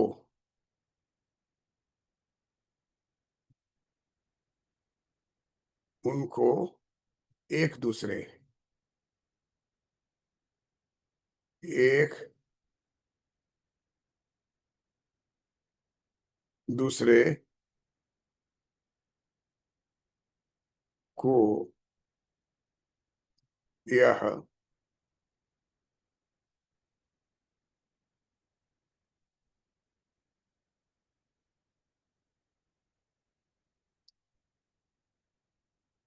यह मौका देना चाहिए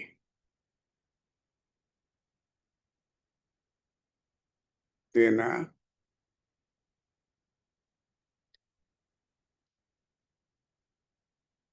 देना चाहिए कि वे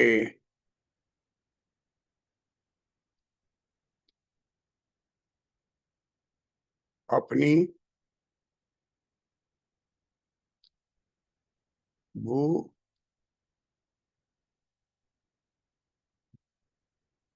भू राजनीतिक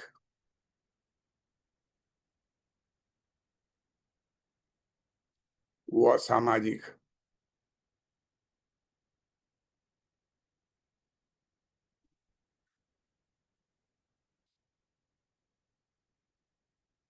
और सामाजिक आर्थिक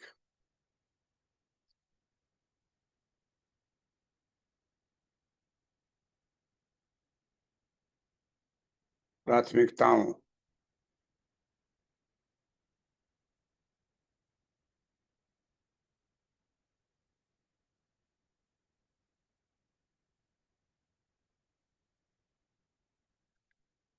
प्राथमिकताओं को पूरा कर सकें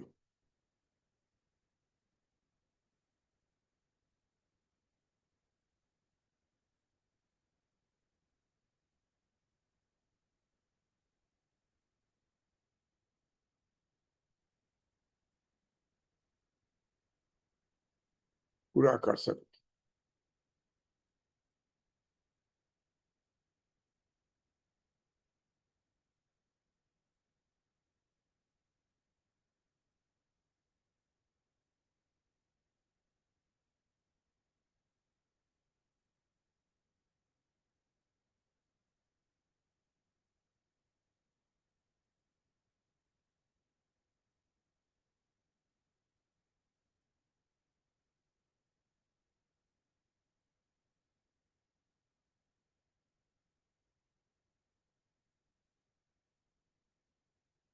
खुशी की बात है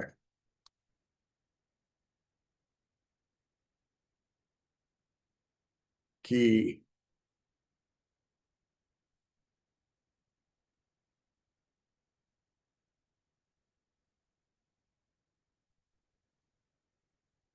संघाई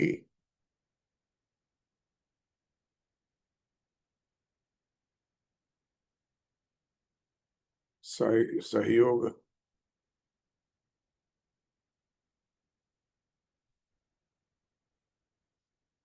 संगठन के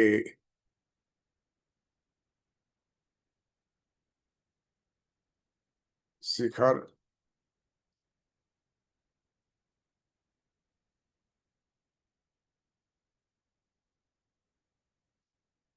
सम्मेलन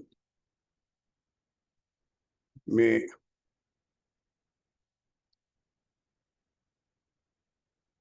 श्री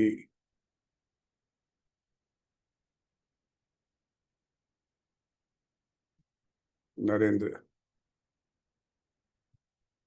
भाई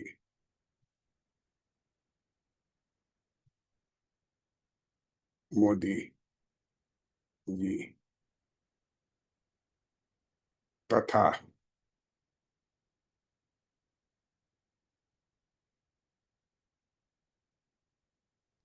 जिनपिंग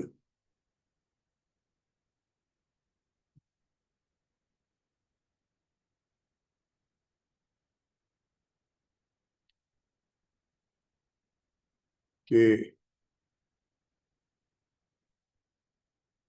बीच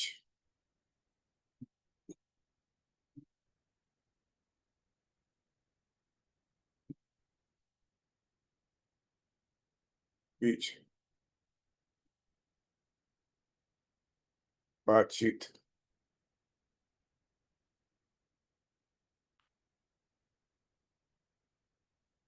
शंघाई सहयोग संगठन शिखर सम्मेलन में श्री नरेंद्र भाई मोदी के दिन की बातचीत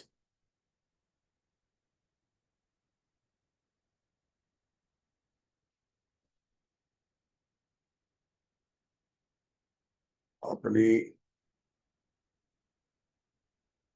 भू राजनीतिक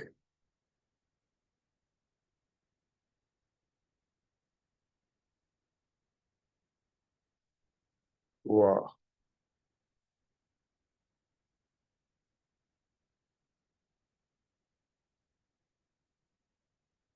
सामाजिक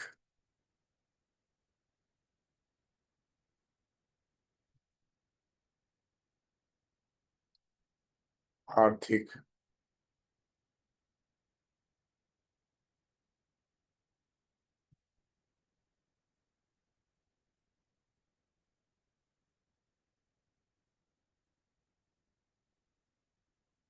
प्राथमिकता और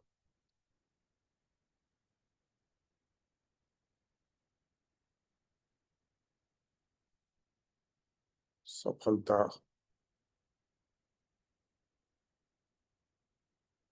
पूर्वक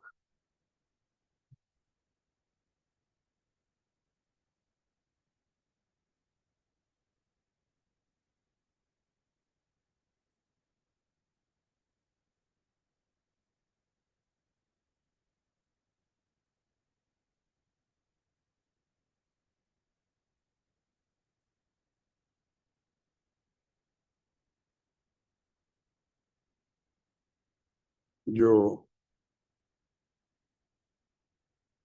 वर्ष 2025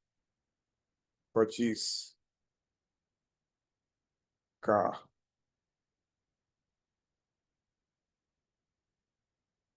सफल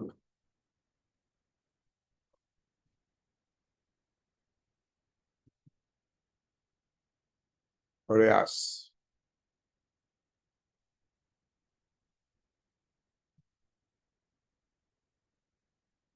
भारत चीन के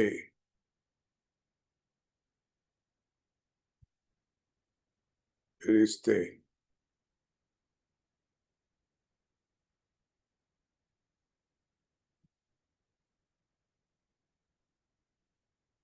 सुधारने, जो वर्ष 2025 का सफल प्रयास भारत चीन के रिश्ते सुधारने का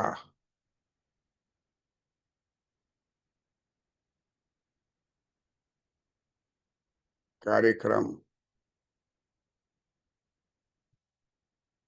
सही पटरी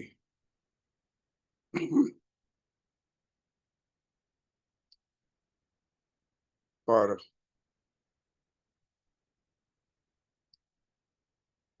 चल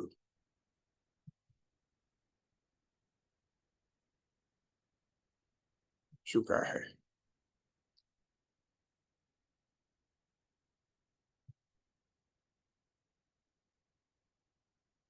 दिल्ली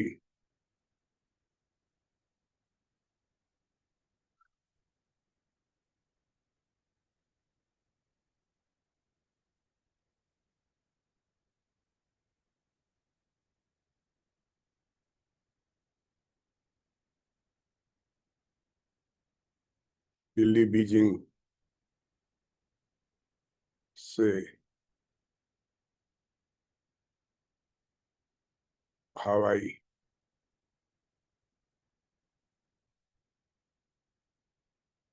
जहाज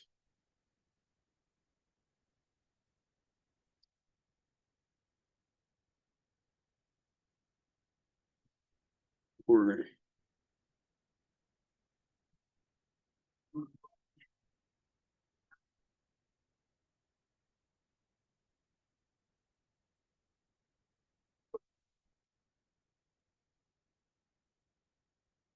इस प्रकार निष्कर्ष पर हम लोग पहुंचते हैं कि चीन नीति के जुड़े 3 मसले नजर आते हैं। पहला है, एशिया में अमेरिका के नेतृत्व वाली सुरक्षा व्यवस्था का एक मजबूत स्तंभ का भारत का अघोषित लक्ष्य व्यवहारिक नहीं है। इसके कारण अमेरिका का अब वैसा दबदबा नहीं रहा। उपमहाद्वीप के बाहर सुरक्षा प्रतिबद्धताओं को पूरा करने के लिए अतिरिक्त ताकत हमारे पास अभाव है, और अमेरिका के नेतृत्व वाले गठबंधनों में शामिल होने के से संप्रभुता और भू राजनीतिक नियंत्रण दोनों मोर्चे पर हमें बड़ा नुकसान हो सकता है। फिर पश्चिम के देश भारत के इस विचार से भी इत्तेफाक नहीं रखते कि आजाद भारत को शामिल करने के लिए उनके गठबंधनों में को नया रूप देना चाहिए। दूसरी बात, परस्पर निर्भर अर्थव्यवस्था के लिए अब नव उदारवाद के बाद के नियम गढ़े जा रहे हैं। बेशक प्रमुख अर्थव्यवस्थाएं इसे बनाएंगी, पर भारत के पास तस तस्क में तस में अभी भी कई तीर हैं। बाजार समक्षा, बाजार क्षमता, मानव पूंजी और औद्योगिक बुनियादी ढांचे जैसे परिसंपत्तियां भारत के पास हैं, और वहां चाहे तो चीन के साथ पारस्परिक रूप से लाभदायक आर्थिक संबंधों के आधार पर बातचीत कर सकता है। यहाँ दरवाजे को पूरी तरह से खोलने की जरूरत है। भारत को और चीन को पूरी तरह से दरवाजे को खोलने की जरूरत है, व्यापकता के साथ। यदि यह ठीक से किया जाए तो ब्रिक्स जैसी बहुपक्षीय व्यवस्थाओं को अधिक ठोस रूप दिया जा सकता है, जो भारत और क्षेत्र दोनों के बीच फायदेमंद होगा। तीसरी बात, आपसी मतभेदों के बावजूद भारत और चीन दोनों के हित भू राजनीतिक स्थिरता में छिपे हुए हैं।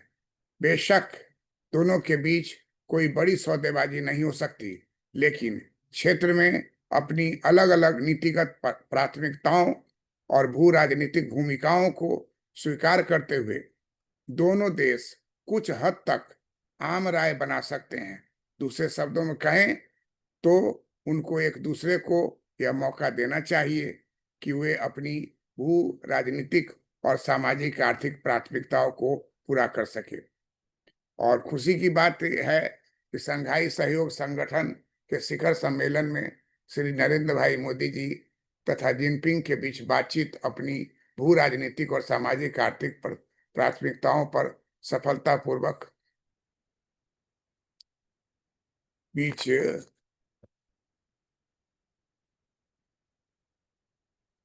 बीच अपनी भू राजनीतिक और सामाजिक आर्थिक प्राथमिकताओं पर सफलतापूर्वक बातचीत हुआ है, जो वर्ष 2025 का सफल प्रयास भारत चीन के रिश्ते सुधारने का कार्यक्रम सही पटरी पर चल चुका है। दिल्ली बीजिंग से हवाई जहाज उड़ने लगा है, इसलिए हम ये समझ रहे हैं कि भारत और चीन के संबंध अच्छे होंगे और इससे अपनी दोनों देश अपनी भू राजनीतिक व सामाजिक आर्थिक प्राथमिकताओं को पूरा कर सकेंगे। इस प्रकार इस टॉपिक का समाप्त हुआ और इसे आप तीनों पार्ट को एक जगह करके पढ़िए और आपस में डिस्कस कीजिए। एक दो दोस्तों के बीच में इसको शेयर कीजिए, डिस्कशन कीजिए। ये बड़ा ही महत्वपूर्ण है, जीएस का, वर्ल्ड जीएस का है, जो इंटरव्यू में आपके मुंह से निकलने पर एक अच्छा माहौल बनता है और आपको, चाहे आप साइंस के हो, आर्ट्स के, कॉमर्स हो, इंजीनियरिंग हो, मेडिकल हो, किसी भी स्ट्रीम से वहां जाते हैं, लेकिन ये जो इशू है भारत और चीन के बीच के रिश्तों का, जो परिवर्तन हो रहा है और इससे दोनों देशों के लिए अपनी भू राजनीतिक और सामाजिक आर्थिक प्राथमिकताओं को पूरा कर सकने में एक दूसरे का मदद कर सकता है। पीछे की बात को, गलवान की बात को, ये सब बात को अब ठंडे बस्ते में डालने का समय आ गया है। समय बदलता जा रहा है और इसलिए 2025 का जो सफल प्रयास भारत चीन के रिश्ते सुधारने का कार्यक्रम सही पटरी पर चल चुका है।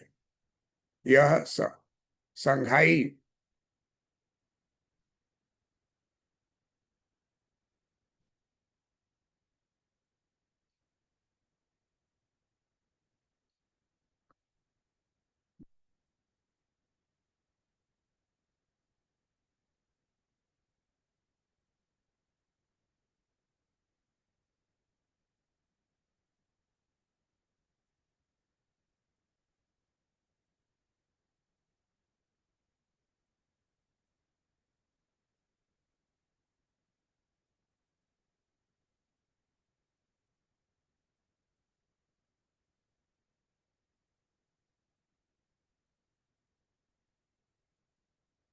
यह अ, संघाई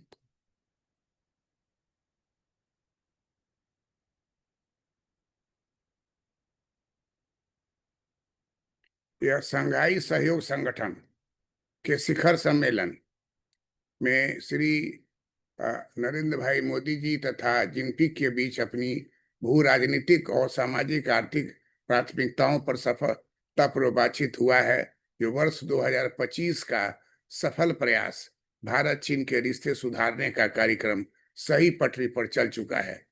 दिल्ली बीजिंग का से हवाई जहाज उड़ने लगा है और अन्य क्षेत्रों में भी आने वाले समय में एक अच्छे रिश्ते का स्वरूप नजर आएगा।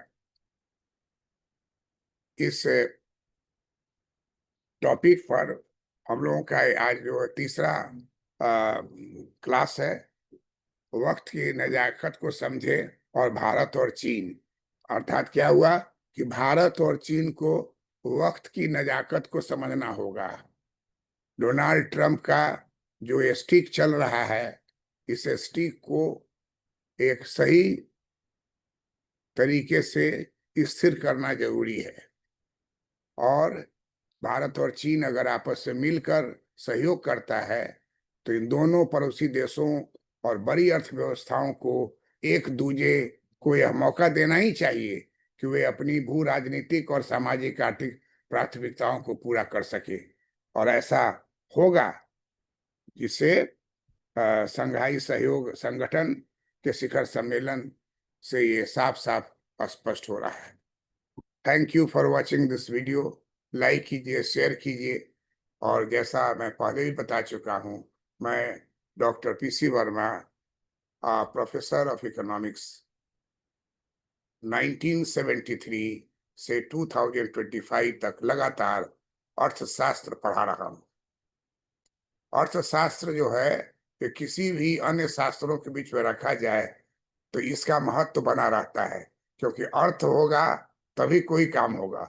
और अर्थ कैसे बढ़ेगा देश में विदेश में, ये लगातार एवरी डे अखबार में निकलता है कि डॉलर के साथ रुपया लुढ़क गया, चांदी का रेट यह है, सोना का रेट, ये सब इकोनॉमिक्स है।